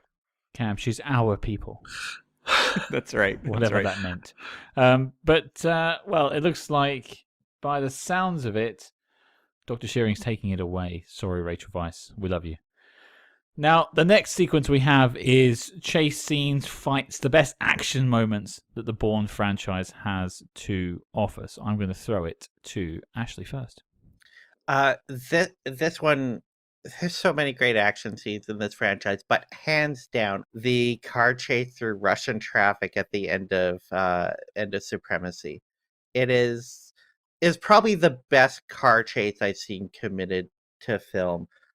John, earlier you were talking about the kind of stepping stones through the stunt professionals that got up to that moment, and that car chase always seemed to me like it was an evolution out of Ronin, because in that film, one of the big things they did is okay, let's outfit these cars so that we have professional stunt driver driving from the back seat, Yeah. and then we can stick De Niro in, or no, it was in the passenger side with the Yes. the stunt driver, and then we can stick Robert De Niro in the driver's seat, and it looks like he's doing all the stunt driving. We can film it like that. Mm-hmm. And Supremacy takes it a step further and says, you know what? Why don't we put the stunt driver on the top of the car, and then we can mount cameras all around the car, and it looks like Matt Damon's alone in a car driving. And it works so good. And it's so kinetic, it's so propulsive, it's cut so rapidly that the first time you watch the scene, it's hard to grasp everything that's going on. But the second time you watch it, it's just like an absolute beautiful work of art. And I'm glad you touched on John Powell's music a bit earlier, John, because especially this track for this scene, which on the soundtrack is called Bim Bam Smash, I believe it's called. Yes, it is, yeah. It's an absolute incredible banger of a piece that I've used as a temp track way too many times when I cut action scenes. And the way that it builds, it's constantly evolving all the way up to the point where you get into the tunnel, which point it just starts ramping up and up and up and gets more desperate and comes to this perfect kind of punctuated conclusion. In my opinion, it is a perfect car chase scene. Yeah. No one has made a better car chase than this yet. Mm-hmm. It's I hadn't actually considered that one, but it's actually a very good choice. I might have to rethink one of my choices. But okay, John, what have you got? Oh, I'm in complete agreement. I think it's absolutely head and shoulders above a great deal of everything else that had gone before, and probably after. You know, what happens afterwards is you get more technology, you get more chances to change stuff, and this is where it happened for real. I'm not even convinced that the pod had actually been invented by then. I think they were still doing it in a slightly different way. Certainly with the later Skyfall onwards, 2012 time, this sort of pod on the roof and the actors in the car. I've got a feeling that some of these shots were actually of Dear Matt being thrown out into traffic in certain cases, with a stunt guy in the car with him on camera in certain cases. So I mean, they really are pushing. Greengrass has got to a stage where he's going, okay, let's just go with it and see how it goes. You know, he's been told left, right, and said, you know, you can't do this. We've got to keep him safe, and we've got to do this. Yeah, no, that's fine. Just push him into traffic, and some of it really is it's unbelievably good. And I don't believe that it's been topped. Really, I think it's absolute cutting edge. And just on the music there for a moment, John Powell's work throughout his series of films, fabulous.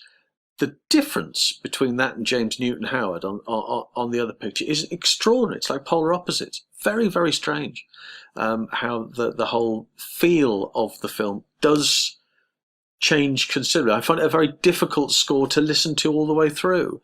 And yet with the other scores, there's a number of John Powell moments where he says he just brings everything up to a certain point or gives you a theme to go with, and it's very lovely. And I don't think he does get enough credit for that. But certainly from the action, yes, Supremacy for me, definitely that car chase is magnificent. So that's 2 votes for the ultimate moment of Supremacy. Cam?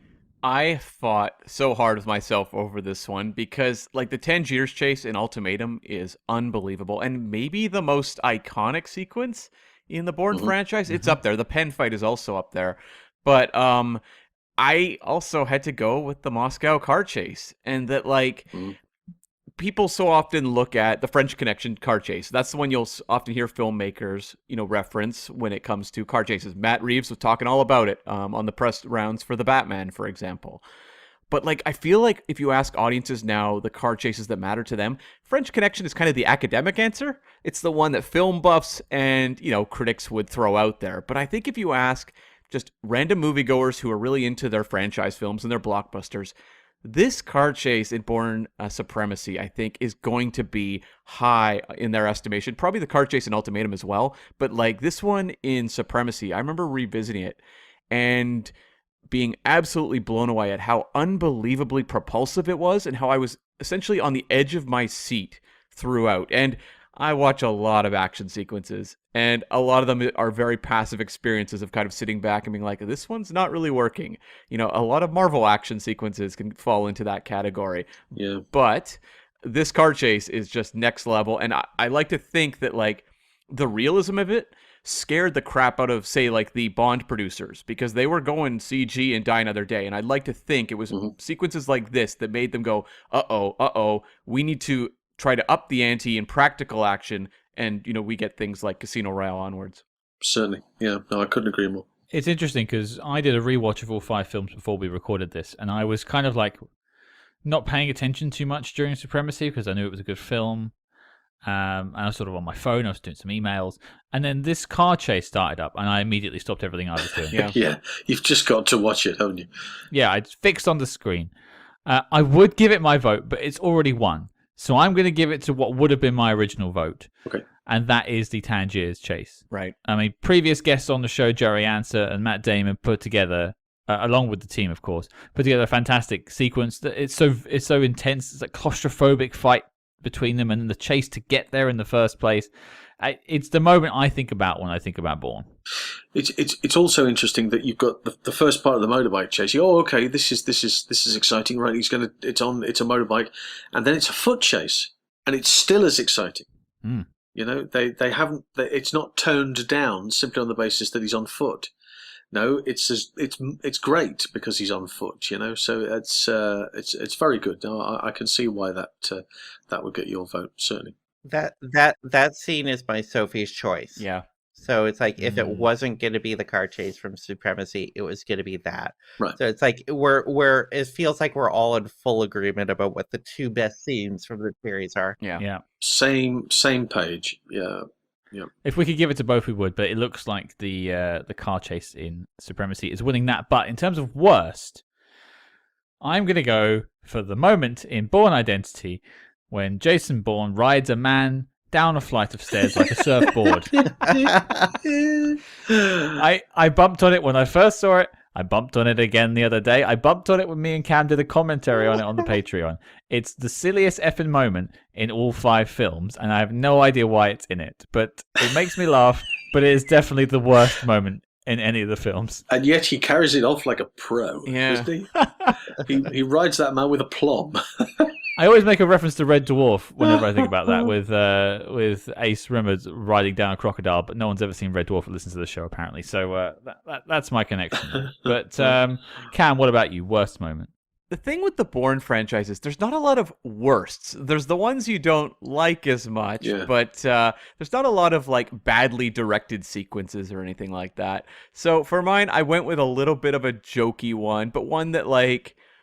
Look, I'm a kid who grew up on 80s action movies, and when you had sort of the setup of Jason Bourne in Jason Bourne as like, I don't know, like a pit fighter or something like that, I was getting flashbacks to Rambo 3, for example, or the various Jean-Claude Van Damme martial arts films, and it was the old one-punch KO. I get it. It's upsetting your expectations, but at the same time, I'm like, the 80s kid in me wept for that. I was like, oh, would have liked to have seen that fight. I was waiting for him to dip his hands in toffee and an M&M. Yeah, and then into sand. Yeah. And then tie that bandana around his head. Oh. Yeah. Yeah. Okay. John? It's more of a... again, Cam hit on that there, where you say you can't really have a worst, which is very true. I don't think there's a worst one. There are moments where you go, why didn't they find some other way of filming that? And in Jason Bourne, during the motorcycle chase, it's very clear on a number of occasions that they are leaning way too far over on the motorcycle to be going around that corner because it's on a rig.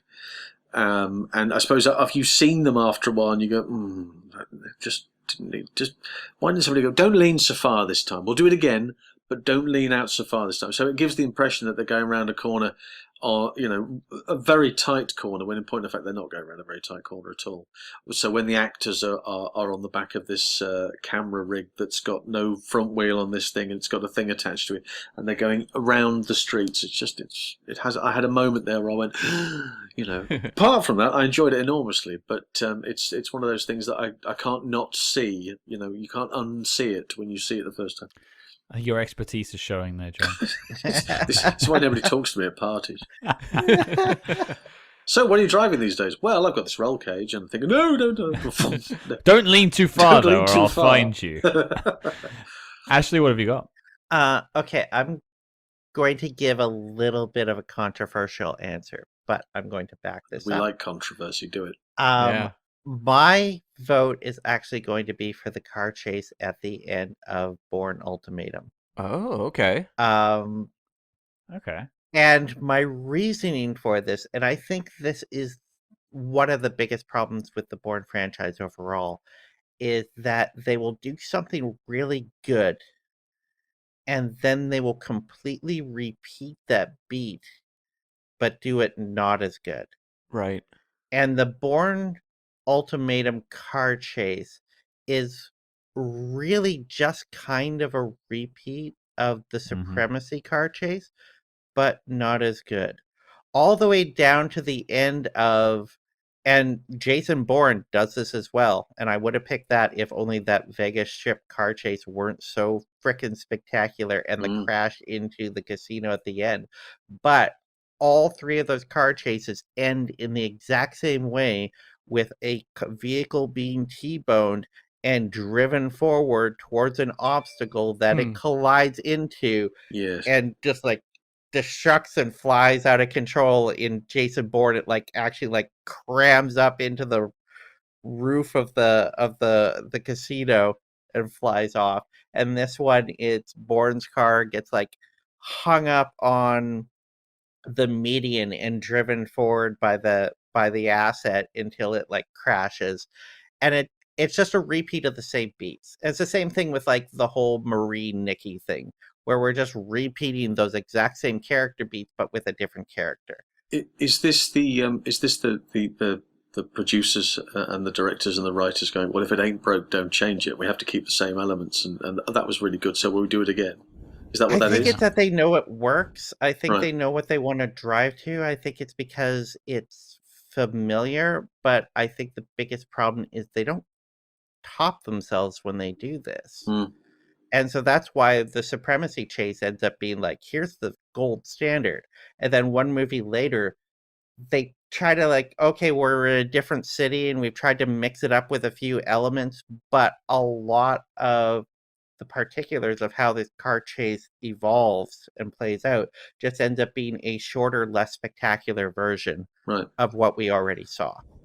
I mean, the moment in Bourne Legacy where Aaron Cross shoves a quill into someone's hand was quite derivative too. Quill, yeah. He didn't go to the everyday stationery store. He went to the Ye Olde stationery store. And said, have you got any? I'd love to have seen that actually. If they'd done a fight in a stationery store, start with pens and then people throwing hole punches at each other and ring binders and stuff. Go, yes, this is Tipex. Who threw that? Well, that's what we need. We need the prequel series that goes back to the Victorian era Treadstone. Yeah.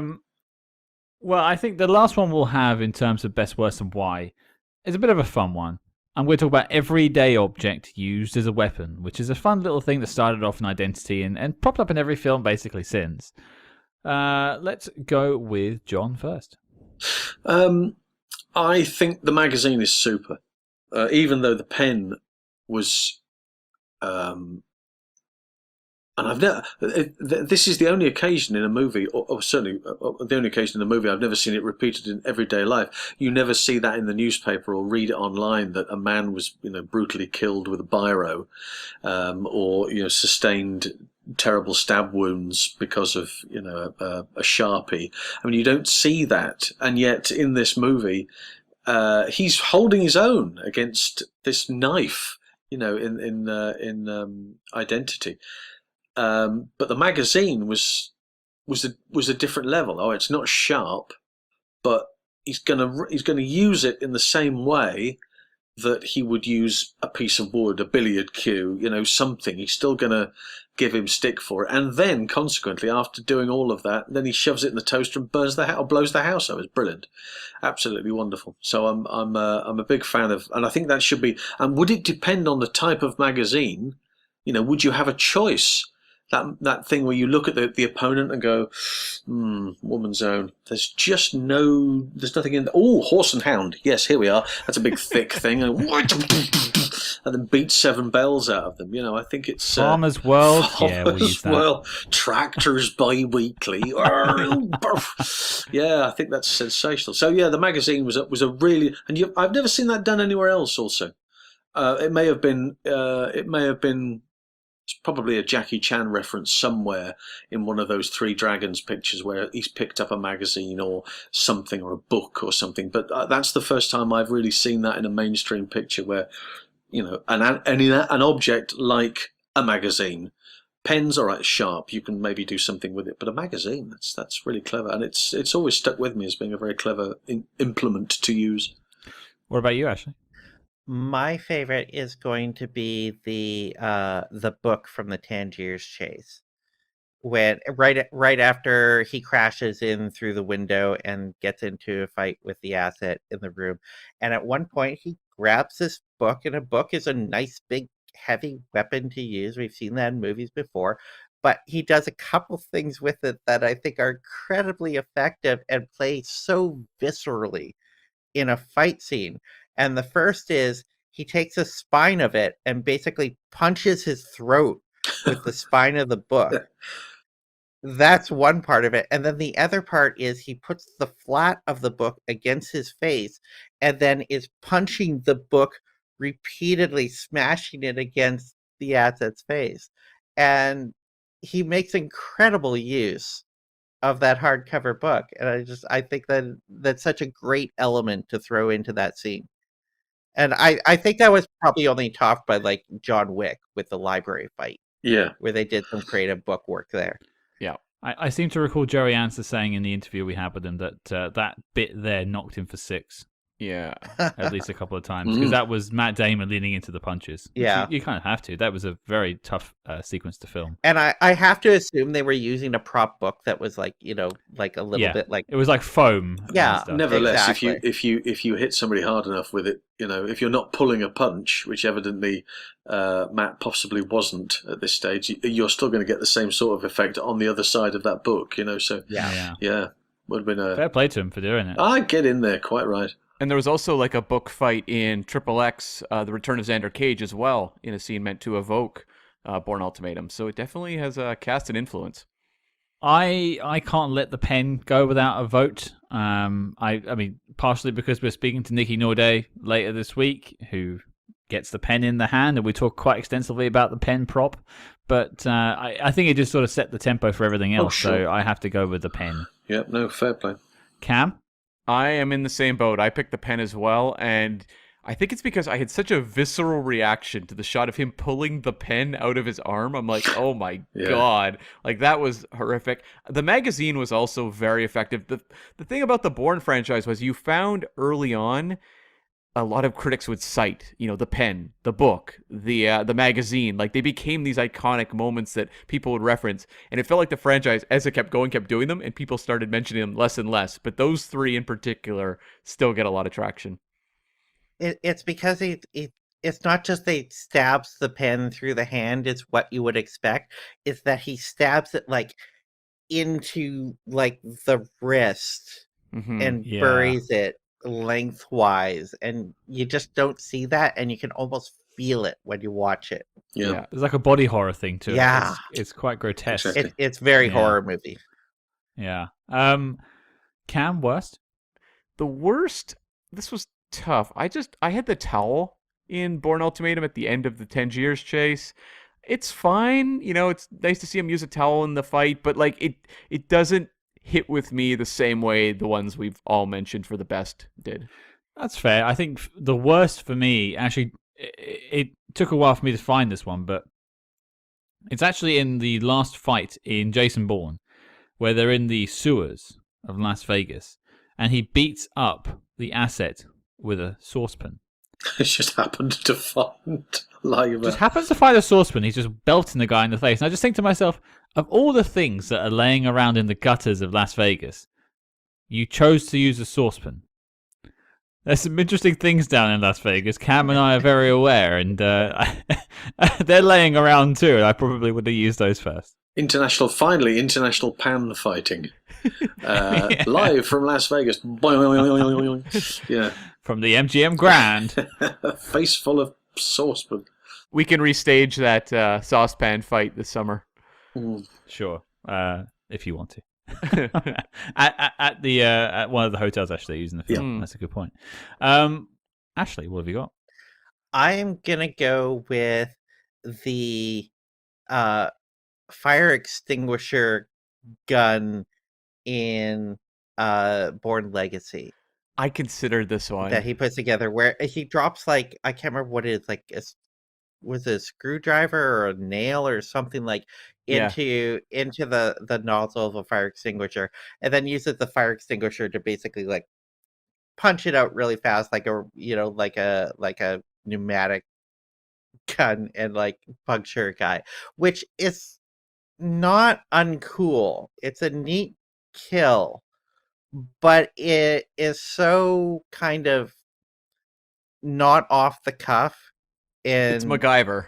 that's what I was going to say exactly. It's very MacGyver-y. This is something I would love to see in a MacGyver thing, but in a Jason Bourne movie, it feels like there was too much preparation that had to go into making this a tool. And that's what kind of makes it stick out like a sore thumb for me. Poor Aaron Cross. Just can't get anything right, Can't can get he? a break. Can he? Well, not enough cams. That's the problem. John, the final vote. Well, to be fair, I'm going to go with Cam on this and the towel, primarily because, all right, we've seen it before. We've seen it in a number of different fights, the way people using towels, either flicking the towels or wrapping it around people's heads and using that sort of stuff. But he didn't do anything with it afterwards. What I wanted him to do was to do the thing, dispose of the guy, and mop his brow with it or do something with it. You know, just the way that Pierce did in Goldeneye, that really nice way of, I've just beaten you with this, and good God, isn't it warm in here? And then mop your brow and then throw it to one side.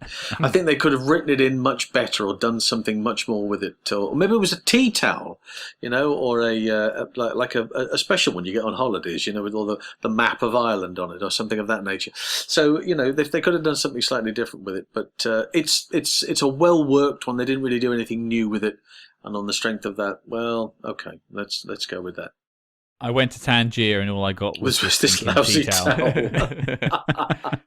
Yeah. Well, that wraps up our best, worst, and why section. If you disagree or agree with our choices, do let us know on social media. To close us off, folks, before we wrap up, firstly, I want to get everyone's rankings of the Bourne films. Ashley, why don't you lead us off? All right, best to worst. I'm honestly gonna say that I think Identity is the best. It may not have the best action scenes in it, and I think Paul Greengrass does a better job of setting the aesthetic of this world. But I think on a character level, and a story level, it really kind of sets the template for what it is, and you don't have the rest of the films if you don't have that core set up. And I think it does really well. It hooks really good, and it's just a fascinating, still fun. I did a rewatch of all the movies just, leading up to this, and the movie still completely holds up. It's a great watch. And then from there, I'll just rattle these off real quick. After that, I'm going to go Ultimatum. I actually think the third movie is better than the second one, just story-wise, and that Tangier chase is just so good. And then Supremacy. And then Jason Bourne, which is a movie I don't like very much, but I found myself enjoying it more than I remembered I did, just because some of the action scenes are genuinely well done. And then last, Legacy, which I upon rewatching this, as I got halfway through the movie, I was like, I don't remember why I didn't like this movie because I'm actually having fun with this. This is cool. I'm like rediscovering this. And then as I get towards the back half of the movie, I'm just like, you remember. oh God, now I remember Yeah. why. I already stopped caring about these characters long ago and I just want to end already. The chems start wearing off about They the 1 do. hour and 10 minutes mark, and you just I needed more chems. That was the problem. I ran out of blues. Then you just throw in your Tangiers towel. Yeah. At that point. That's it. Yes. John, what about you? Well, I mean, for me, it's on the basis of enjoyability. Supremacy for me as a whole thing, I think is terrific. So that's always my favourite. And then Identity, I like very much. That again, that's the origin. That's where it all started. And Ultimatum and Jason Bourne and Legacy will be last because it's not a Matt Damon movie, and I really struggle. I'd watched Legacy. I watched them all again before we did this, but Legacy out of the lot was the one that I really struggled with to really resonate something with Renner and put myself in his place. And I'm just saying, well, there's another bloke who's done this already. It's just this is the other. This is what happens in the other story, and it's just not as appealing. And he's been given, not the greatest script in the world, so he's doing the best he can. They all are, but no, I think Legacy's last for me, and everything Matt Damon-y is before him. I think that will be a consensus with many people online. It's interesting. I did a poll today on Twitter, just which is your favourite, and by a landslide, Identity won. Really Interesting. By a country mile. And it actually went in release order. After that, it was Supremacy, followed by Ultimatum. I didn't put Legacy on there because I just asked about Jason Bourne films, and then I think only 2% of the votes went to Jason Bourne, the film. That probably won't surprise many people. No. I don't think mine have changed from my rewatch, although maybe the last two have swapped around somewhat, but I now go 2, 1, 3, 4, 5. I actually think Jason Bourne, despite some of its good action sequences, I think it just lacks any villain whatsoever that has any lasting value or is interesting at all. Whereas Legacy at least has a good villain, and it's trying to do something slightly different with a new character. So I appreciate it trying something more, whereas Jason Bourne just feels like the greatest hits. Yeah. Yes. Which is fine. We all love a good greatest hits album, but I wanted something different. Cam, what about you? I think I have the same order as you, Scott. I think I have Supremacy, Ultimatum, Identity. And it's kind of like that central trilogy is so incredible that it's kind of like they kind of stand as a 3. And then we kind of put some space in between them and the other 2. So I follow it up with Legacy at number 4, or at number 4, and then Jason Bourne in last place. For me, Jason Bourne, it's a little bit of more of the same, but it's also like, you remember that amazing moment at the end of Indiana Jones and the Last Crusade when they ride off into the sunset and you're like, what a way to end a trilogy. You could not end better. And then they give you Kingdom of the Crystal Skull and you're like, what's this? We kind of undid sort of that perfect ending to do that. That's kind of how I feel about Jason Bourne. It's not as maybe egregious as a Kingdom of the Crystal Skull, but I kind of look at it and go, they brought him back for that? Like, it just doesn't feel like they were inspired. Whereas, like, Legacy, I go, Tony Gilroy was clearly inspired to do something kind of strange in the world of Bourne, so it's sort of an interesting offshoot movie for me. I agree. And I think the last question before we finish up today is, where do you want to see this franchise go now? I'll just throw it out to everyone if anyone has any thoughts on the matter. What would you like to see? Or is this the end for you? Do you not want to see any more Bourne? Personally, I'm perfectly happy with what's happened already. Because again, you get that you get the legacy treatment. What else can happen? Somebody who they've come full circle. Bourne started drifting in water and was brought upon the a fishing boat, and at the end of the last movie ended up in water, so he's gone the full circle. And anything else that comes after that is going to be a guy who can't remember where he's done or what he's doing, and he's working for an agent, and somebody's trying to kill him, and he doesn't know who, but they've got other people coming towards him. Are you going to do that as a TV show? You're going to do it as a separate series? It's been done, since then. Other shows have gone on and done it. Maybe they've done it better in half-hour segments, or they've done it in little bits and pieces. But from a movie point of view, no, I don't think it needs anything else. Once you've done it. You've done it with those pictures. Let it lie. Move on to something else. I'm certainly Matt Damon's not excited about doing anything else. So, if they are going to do it with a new actor, you'd probably have to do it in a similar sort of vein to before, and I don't see the point. I'm kind of in the same boat with this, where I don't know how you go further with this. There's a few different routes, and they've tried most of them already. If you look at the books, they've just continued Jason Bourne comes out of retirement because the agency needs him for this. Yeah. It's well, it's not very interesting, and they kind of do that. That's what Jason Bourne is, and that movie, quite honestly, doesn't really work. They tried doing the Passing the Torch movie. That didn't really work. They've tried, I don't know how many people have actually seen this, but they tried doing the prequel TV series. There's a Treadstone series that was on Amazon Prime got one season. There's 10 episodes that are out there. It's fine, but I don't know, it didn't particularly grab me. I didn't love it. So I don't know where you go with this. And the other big problem is one of the greatest strengths about the Bourne trilogy, we'll just talk about the first three movies, is that it is centered, they're all called Bourne for a reason. It's Jason Bourne, and it's all centered around his arc, him trying to figure out who he is. It is a very personal journey of this one character, and of course this entire world gets built around this character, the world of espionage, CIA, assets, killers, etc., etc. But it is very much centered around that conceit, and once you get away from that conceit, what's the appeal? I'm not sure there is any. So I think once you finish that arc, it's kind of you've mined what's there, and everything else we've seen on the periphery, we're just it looks like it's spinning its wheels and doesn't know what to do. And for excuse the irony of this, doesn't have an identity. Right.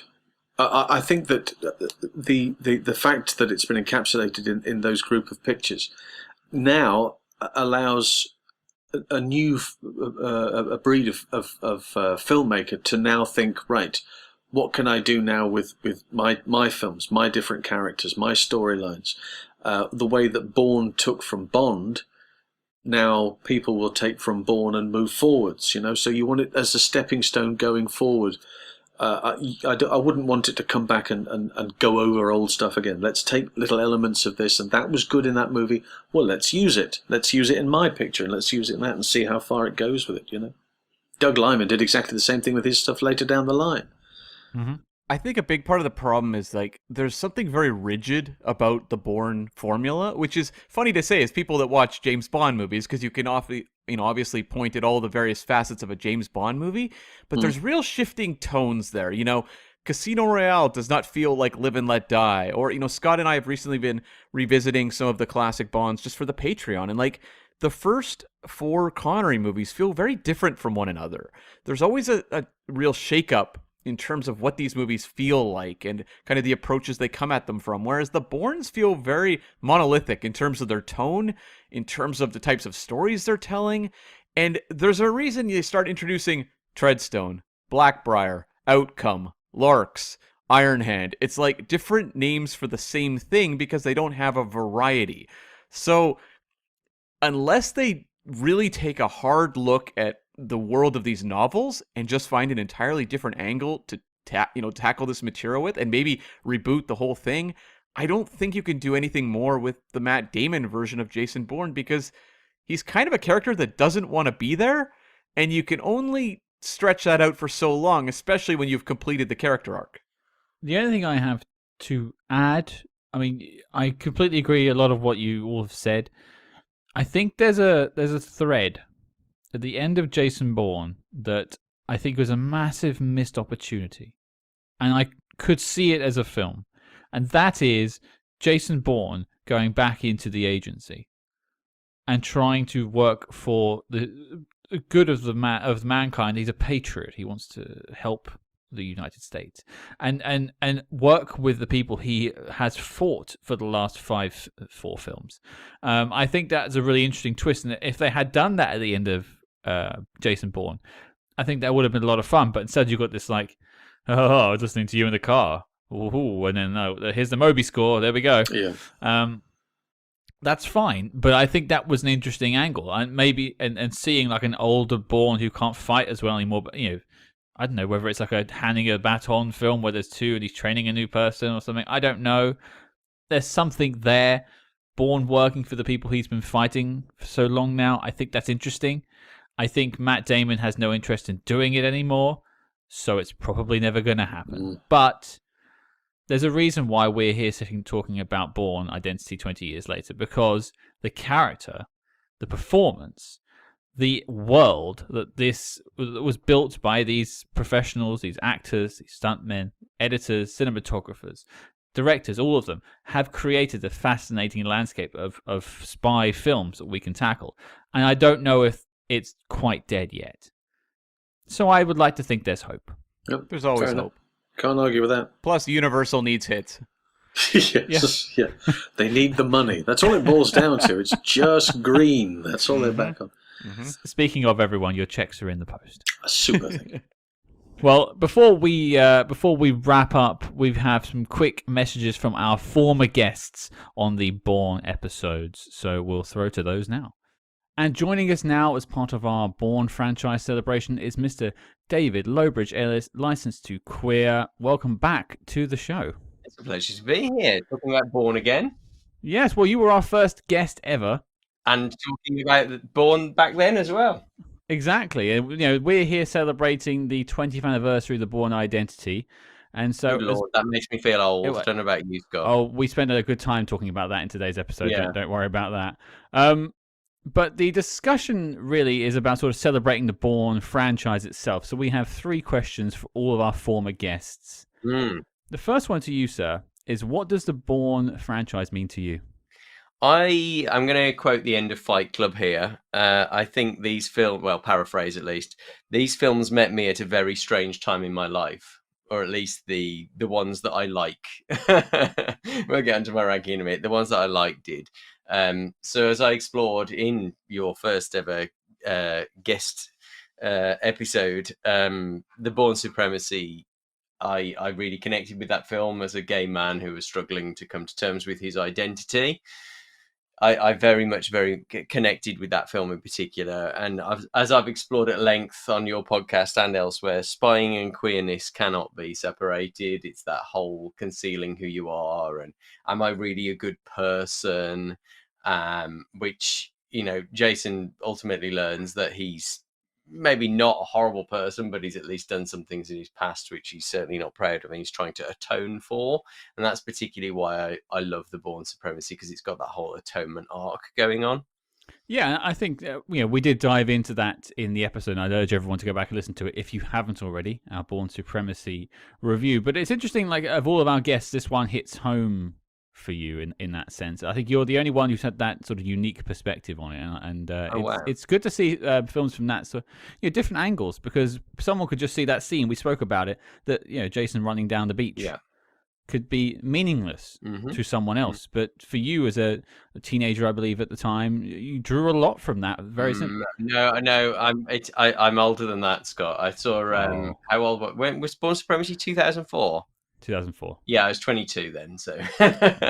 you don't look it, sir. You don't look it. Thank you. Well, that brings me to my next question then. Bourne rankings. How do you rank all 5 Bourne films? I'm going to be really honest. I only like 2.5 of them. So I love Supremacy. That's head and shoulders above the rest. I really like Ultimatum. I've seen that a number of times. I do sort of like Identity, but I think it's more the concept of it rather than the actual execution. And I know that film had a particularly tortured production history.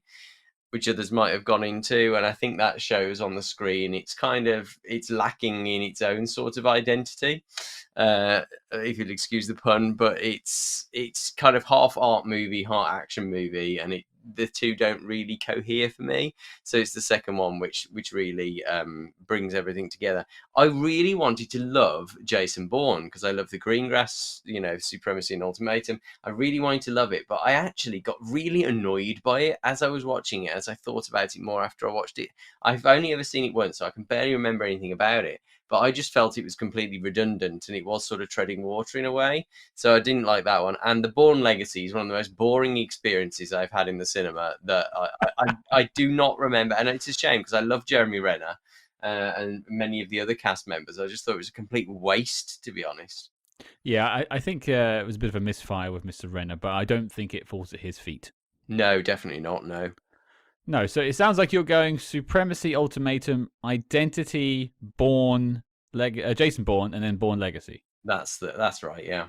That seems to be lining up with some of our guests this week, so really? That's fine indeed. Mr. Jon Auty, I think, was around about the same. Mm. The final question to you, sir, before you leave us and disappear like Jason Bourne into the waters. Where would you like to see the Bourne franchise go? I found a quote from Tony Gilroy, who was basically brought on to save the film, the first movie, and then fell out epically with Doug Liman. I'm still not sure how to pronounce his name.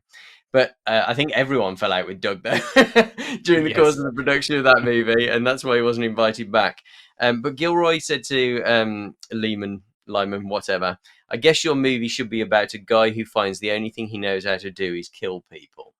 That's, it's not the only series or even individual film which deals with that dimension. James Bond arguably deals with that to an extent as well. James Bond has never liked killing people, certainly in the novels. I wonder, though, if Bourne actually did get good at doing anything else. So I'm not suggesting we have a whole series of movies where he learns how to do basket weaving and whatever kind of other pastimes might be lying around. But maybe he does have some kind of normal life. Like, I haven't read much of the Ludlam books, but he does have a wife and, he's more kind of domestically settled and that kind of thing. So maybe if they did sort of go that angle, but again, I don't know how you're going to redo it. I don't know whether it's kind of a hard reboot and you don't bring his name's just going out of my head. Help, Matt Damon. you don't bring Matt Damon back, or you have somebody else, because I think they're kind of scared of doing that, really. But it's certainly, I'm not sure. I'm not sure what story I want, really.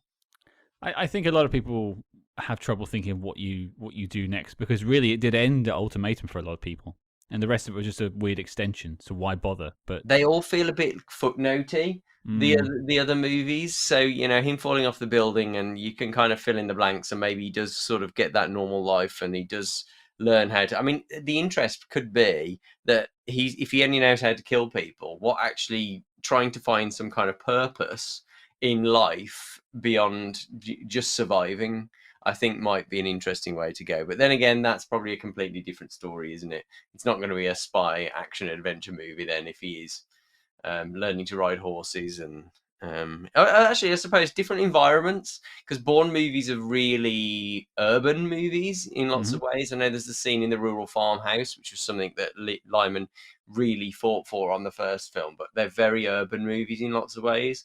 So maybe having Bourne in kind of a more rural setting, that might work. I just can't shake the idea now you put it in my head of him being like a sous chef in a kitchen. Yeah. Like, not the head chef, but just underneath. He doesn't want all the responsibility, but he likes cooking. What careers could Jason Bourne, it could be Jason Bourne, sous chef. Jason Bourne, basket weaver. It could be a whole spin-off series. That sounds like a direct-to-Amazon show if I ever did hear it. Oh, yeah. Well, David, I want to thank you again for joining us. This appearance now has put you at #1 place for our most appearances of all time. Congratulations. Oh, wow. I will send you your trophy. I am prolific. I am ubiquitous. I've heard. Sorry, everyone. So I've heard.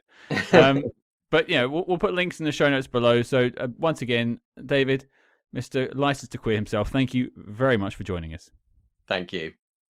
And I am joined now by Nathan from the Mission Impossible podcast. He joined us some time ago to tackle the Bourne Ultimatum with his co-host Aaron, and that was one of the most contentious knocklist debates we ever had. It was split 50-50, so it didn't quite make the list. But Nathan, it must have felt pretty crazy to be part of that discussion. Yeah, it was a strange one to think about because I know you guys don't often have 4 guests, probably for that very reason. But it was, I just remember how interesting the debate of like, wait, seriously, you guys aren't going to put it on here? You and I both voted yes. We were in the right? Yeah, I think more of a representation of like spy cinema, but I guess if you're going to have to pick one, it would be Supremacy. Supremacy was already in. We could have added Ultimatum. Come on. Yeah, no, for sure. I mean, I think Ultimatum does everything that Supremacy does a lot better and a lot cleaner. Right, yeah. I think I was on pretty much the same page. I like Supremacy more, but I think Ultimatum deserved to be on there. But as Scott's not here right now, I can say that. I like scenes of Supremacy more. just while he's not in the room. Same with Aaron. Now, we are wrapping up the Bourne franchise as a whole, so I'm curious, first question, what does the Bourne franchise mean to you personally? You know what? I came into a certain realization with both the first Transformers film and the original Top Gun, where I respect its contributions to cinema more than I actually like go back and revisit it as a franchise.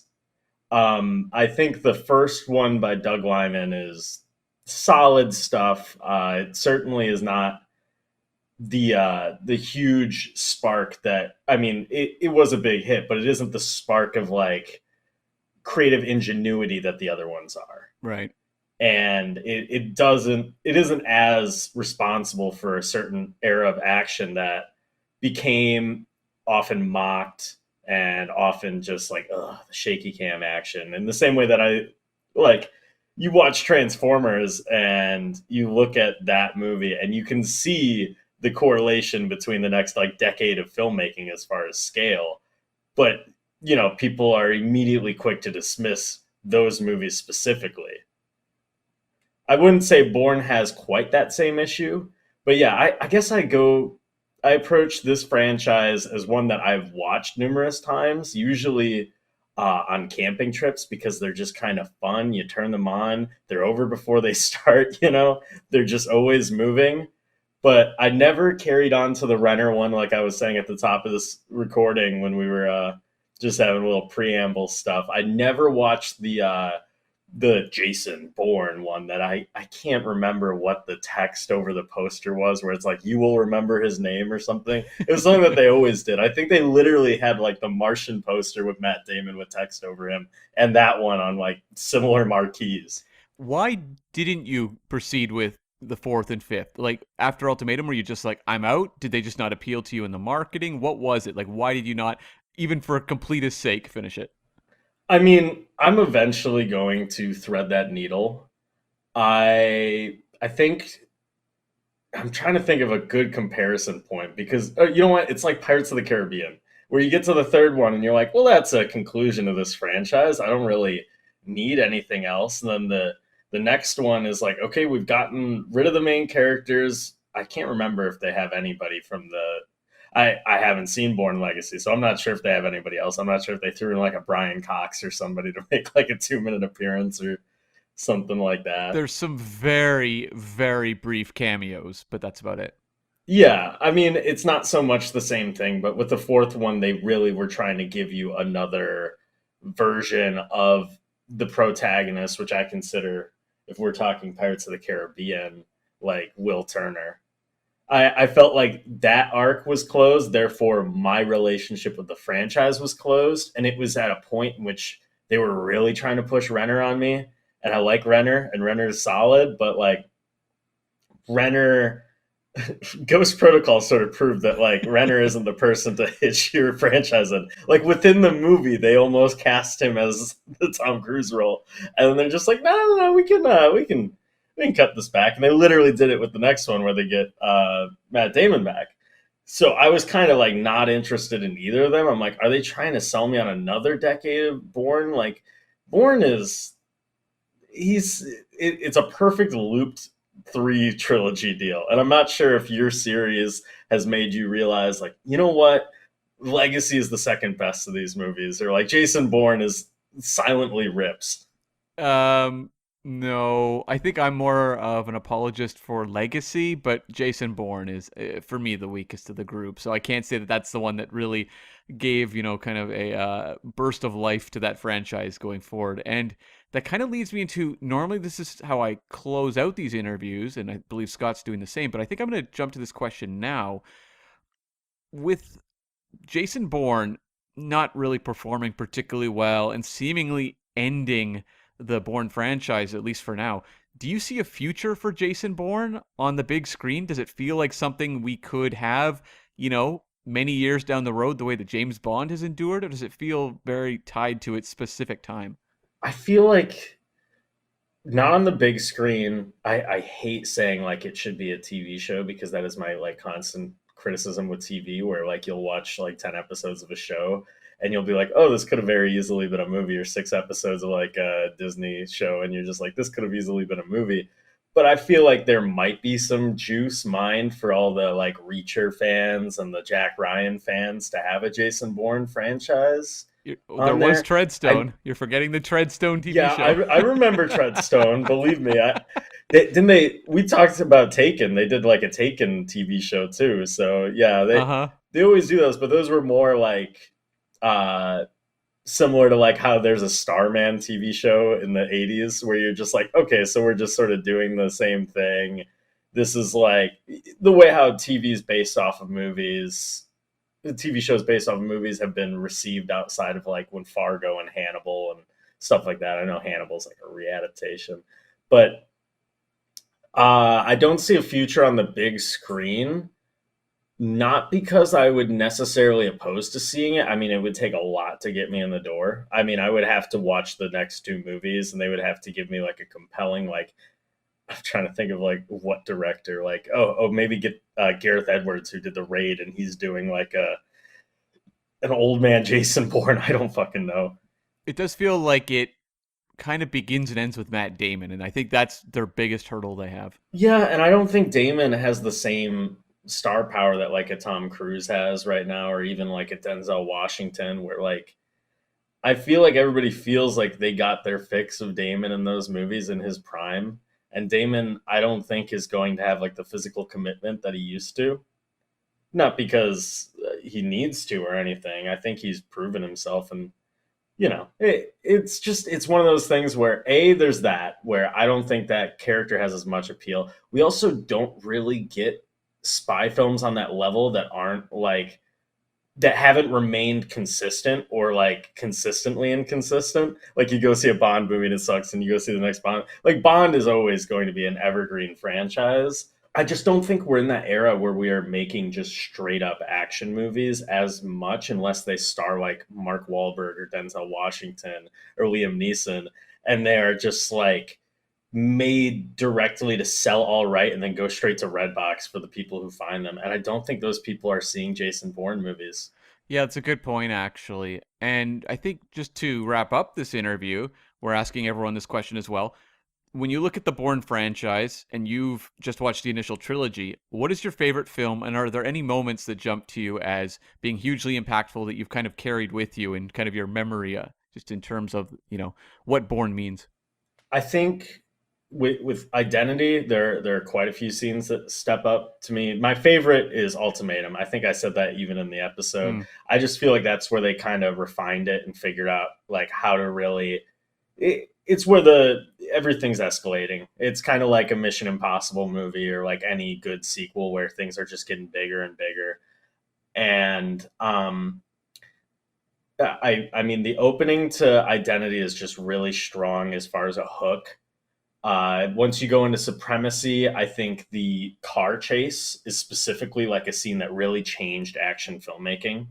And the ending of it, the idea of like, hey, we're not doing like a James Bond. He's got to deal with the weight of all of his decisions, even though like there's really no deep storytelling. At the end of the day, he's just Wolverine without the claws. And you watch it, and at any scene, you could be like, hey, I went to the bathroom. What's going on? Well, he's on the run, and he figured out a new key to tracking down and figuring out what treadstone is. Like that entire franchise kind of functions mindlessly. I think I even said that in the recording. So, and then I'm trying to think. Well, I mean, the Bourne versus Dash fight is maybe the pinnacle of all shaky cam fights. There's just a lot of like visuals that stick out. It is so much more the directing. And when I think about Bourne, I just think like, wow, what a well-directed trilogy. You know, Ultimatum didn't make the knock list, but it made the N and C list for Nathan and Cam. How long were you sitting on that? About 5 seconds. Yeah, it was pretty good then. Well, thanks a bunch, buddy. This is fun. Thank you. That's what I'm here for. And we are joined by Josh from the For Nerds by Nerds podcast. He joined us for the Bourne Legacy back in the day. Now, Josh, correct me if I'm wrong. When we covered that film, you were fairly new to the Bourne franchise, correct? Yeah, I had only seen the first one, and I've still only seen that one and this one. Okay, no, that's fascinating. I want some follow-up there because it's been, I guess, almost, probably close to a year. What has been the roadblock? What has kept you from diving into the Bourne franchise? It's just so long. And I think it's one of those things where, they're not what you want them to be. They're not what you think they're going to be. Like, from the commercials, I was thinking about this earlier today. I think the third one did phenomenally well. I remember when that came out, it was exploded at the box office, and when it came out on DVD, it was selling like hotcakes.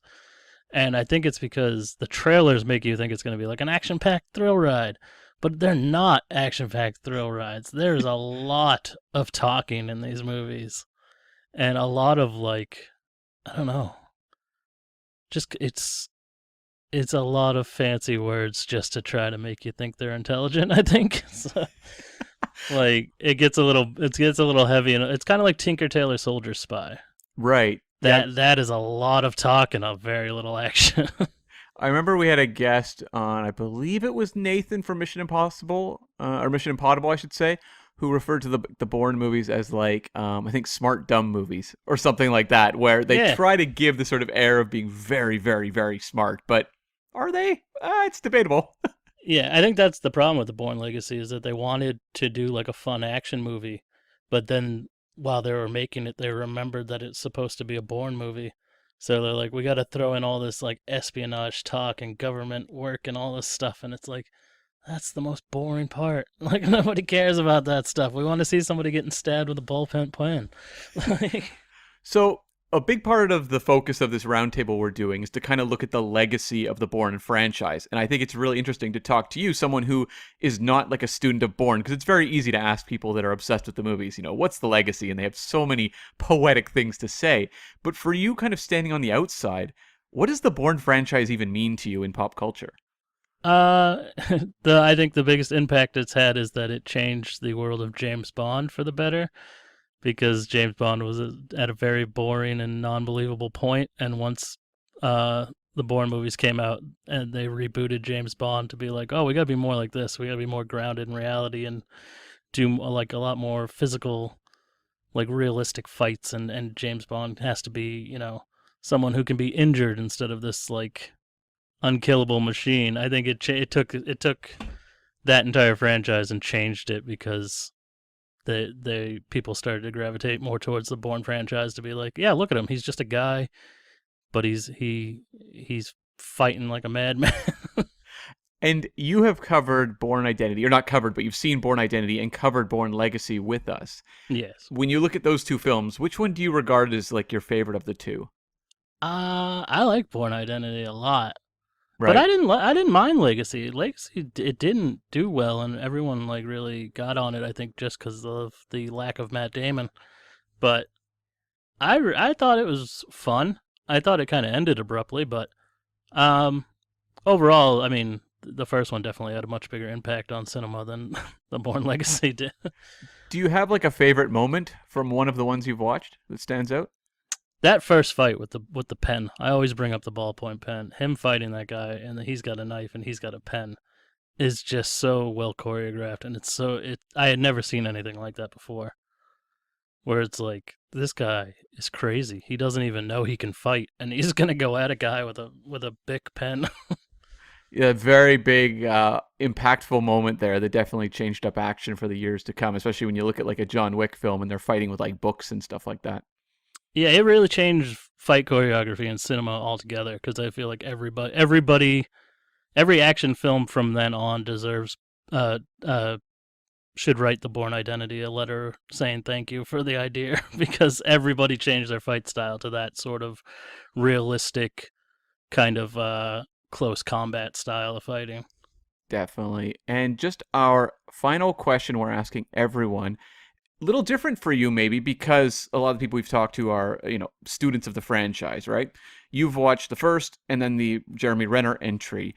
We have kind of, it seems, finished up with the Matt Damon era of Bourne films. The last one wasn't really well received. Do you see a future for this franchise? Does it seem like something of its time, or could it be like a James Bond where, 50 years from now we're talking about more Jason Bourne films? Yeah, I mean, they could totally James Bond it and have somebody else. I mean, they kind of do it with everybody. Who's the other one? Jack Ryan. He's been played by like 7 different people. Yeah. And it's totally, it's something. I just think you might get a lot of backlash. People might not see the film or say the film's bad just because it doesn't have Matt Damon. But I could also see them doing a Jason Bourne again and just waiting 10 years and doing another one with Matt Damon. This time he has a beard or something. I think old Bourne could be interesting, for sure. Yeah, I'm very interested to see where they go with a lot of movies, of just giving it time to breathe and seeing if they what franchises they wind up coming back to 20, 30 years from now. Well, the way IP is going these days, it's going to happen. Yeah, it's definitely going to happen. They're out of ideas. Okay, Josh, thanks so much. We had a great time with you on Legacy, and hopefully we get you back on soon. Absolutely. And joining us now, one half of the Chick Lit podcast, it is Karen. She joined us, of course, for our Jason Bourne review, the final of the 5 Bourne films. Firstly, Karen, how are you doing? I'm good. How are you doing? I'm absolutely smashing. Even better for seeing you. Oh. Well, we are here to sort of say farewell and adieu to the Jason Bourne franchise. So we've brought all of our guests back for a couple of questions. The first question I have for you is, what is the Jason Bourne, the Bourne Identity, all the Bourne films, what do they mean to you? Oh, what a good question. I was thinking about this beforehand, and there's so much wrapped up. I was a real nerdy kid. So I didn't like the action movies that I had seen or that came out when I was a kid, like the big, bombastic, I'm trying to think, well, this didn't come out when I was a kid, but the Indiana Jones movies or things like that with crazy car chases and unrealistic stunts. And I never quite identified with that. I was very much not a big action movie person. I mean, I was a kid. I was not really that into them. And then I think the Bourne Identity, I'm pretty sure that I saw the Bourne Identity first because Ultimatum had just come out and I'd never seen any of them. And it was kind of that, oh, let's, go to the family movies on the weekend. Let's go see this action movie. And so I watched the Bourne Identity and I was like, well, this is something different. This is so different and new and interesting, and it has more of a realistic bent to the way that the world is. And then we went to see Ultimatum, and I was just going from the first film to Ultimatum was such a shocker because of the shaky cam and all of that, and I hadn't seen Supremacy yet, so I fell in love with it. I just loved again, I love learning about politics and the way that the world works. I'm asking my mom all kinds of ridiculous questions that she has no answers to when I'm 9 or 10. And I loved just sort of seeing how the sausage is made, at the CIA, well, how the movie industry thinks that it's made. I'm sure anyone that works at the CIA is probably that's not realistic. We just sit in cubicles all day and don't do anything. But I had a very profound sense of justice as a kid too. I would like write speeches about climate change, and much to my very conservative parents' chagrin. And I think there's just such a great like sense of justice, and it's like he's trying to do what he's trying to do to figure out who he is, but in that wake, he's got people using him on both sides, the people who want to cover things up and the people who want to uncover things. And I don't know, I just really identified so much with that. And just, the dressing down of a spy franchise, kind of, and in contrast, people always talk about it in contrast to Bond. But that's it's in a roundabout way that is what it means to me. It's kind of a new, fresh take on that we needed in the 2000s on the spy genre. No, I couldn't agree more. I think we do get into that in the chat, and the parallels of Bond and how it sort of informs the spy genre going forward. I think Bourne was really a precursor to a lot of the spy films we saw afterwards. Now, the next question I have for you, and you have prepared for this, is what is your ranking for the Bourne films, including Legacy? Oh, I agonized over this. So the final list that I came up with was Supremacy. This is top down. Supremacy, Identity, Ultimatum, Jason Bourne, and Bourne Legacy. We were so close to being the same. It's a shame. Great list, though. Great list. I stressed about where to put Identity versus Ultimatum, but I know you're not much of a Renner fan. I'm not. I've come around. Me not being a Jeremy Renner fan has actually made me a lot of cool internet friends. So now it's sort of just a meme for me of like, yeah, Karen hates Jeremy Renner, but whatever. No Renners allowed in this club. No Renners allowed. Well, the final question before I let you go is, what do you want to see happen to the franchise now? I love this question. Okay, so there's a lot of Bourne origins throughout the films. I think it would be interesting to have just one film that's actually just dedicated to that. So kind of what they were trying to do in Jason Bourne, but not a terrible subplot in a even worse, like, bigger plot. But I think it would be really neat to kind of see the next generation of Bourne. And again, I think they were trying to do that with Legacy. But it didn't quite land for me. The square didn't fit the circle. Blue pills, red pills, green pills, chems. I need my chems. I'm out of my chems.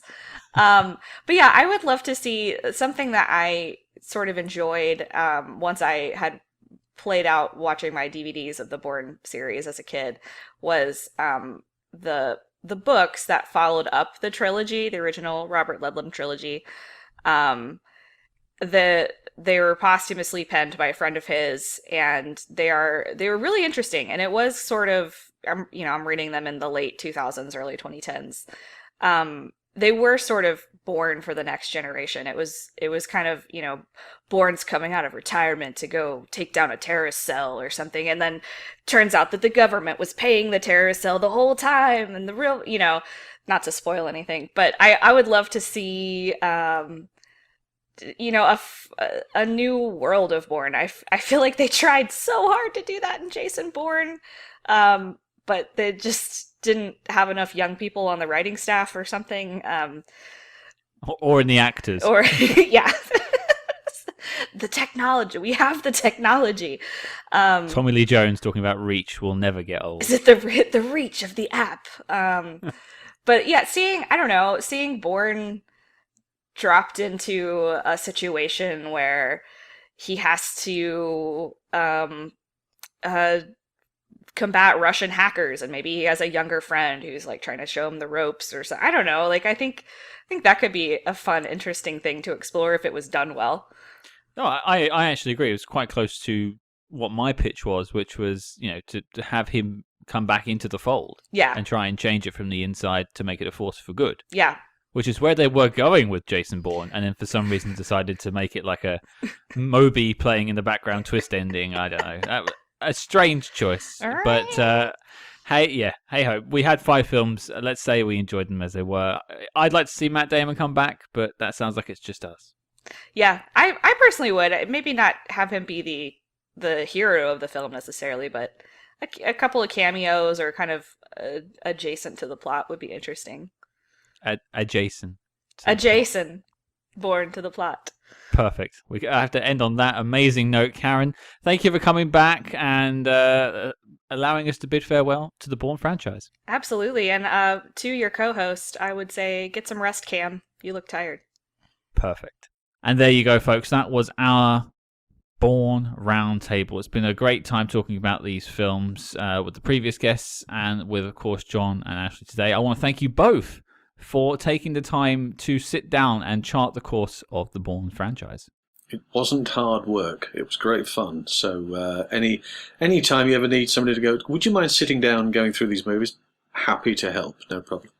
Thanks so much for having me. This is incredibly fun. And I forgot how enthusiastic I get about these movies. Well, I'll make sure to make some Tangier towels and Yes. send you all a version. I actually might just do that now for giggles. But just before I let you both go, where can people find more from yourselves? So, Jon, you first.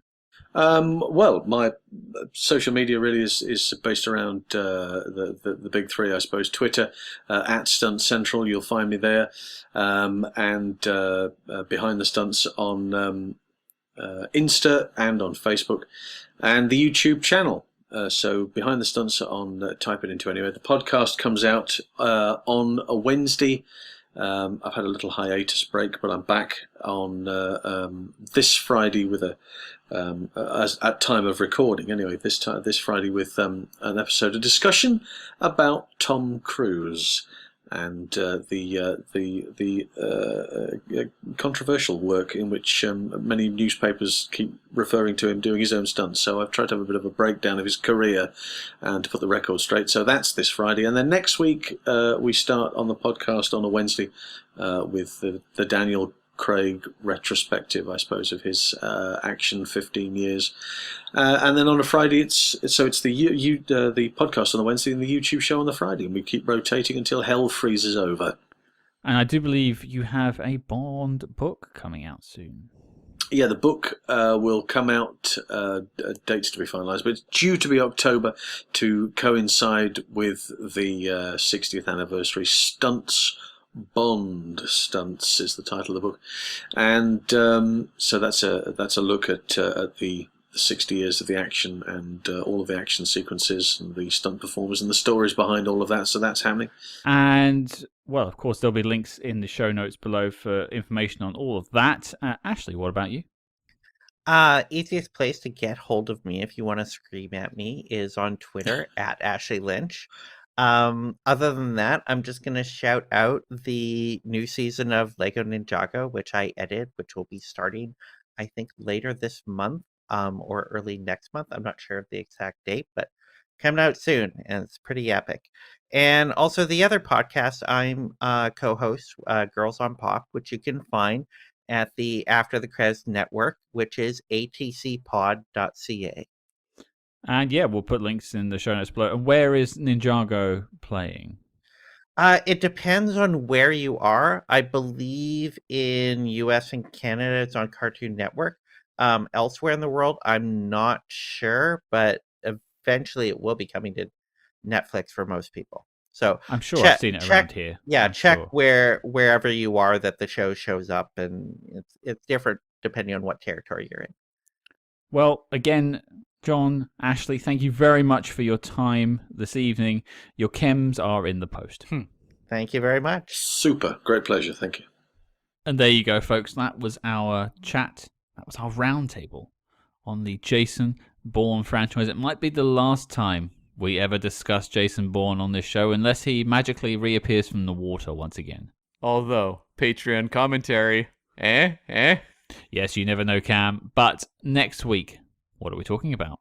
Yes, we are actually going to be talking about a movie that probably took a bit of inspiration from the Bourne franchise. We are going to check in with Angelina Jolie, our first Jolie entry. There's a number of films that will feature her in the future on the podcast. This is going to be the first. We're going to talk about 2010's Salt. Yeah, one I don't think I've ever actually seen, but I feel like I've seen a lot of it just through osmosis and just seeing clips online. So I'm really actually looking forward to finally ticking that one off. And we're joined once again by M from the Verbal Diorama podcast, who joined us last time for Die Another Day. This should be a corker. That's right. I'm hoping to pepper you with questions. That joke assaulted me. Oof. Yeesh. Guys, we've been at it for 2.5 hours here. Give us a break. The jokes need some seasoning. Well, if you would love our jokes and you like what you hear on the show, please consider leaving us a 5-star review wherever you get your podcast. It's completely free, and it does us the world of good when it comes to finding new listeners out there in the ever-growing world of podcasts.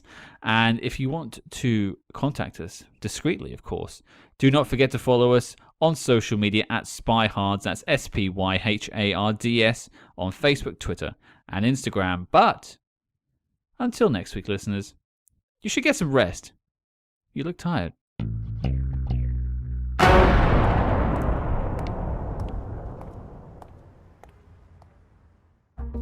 Hello, my name is Chris Carr, I'm a filmmaker and podcaster. Join me as I take a look at the world of espionage, terrorism, geopolitics, and organised crime on my podcast, Secrets and Spies, available on all podcast apps.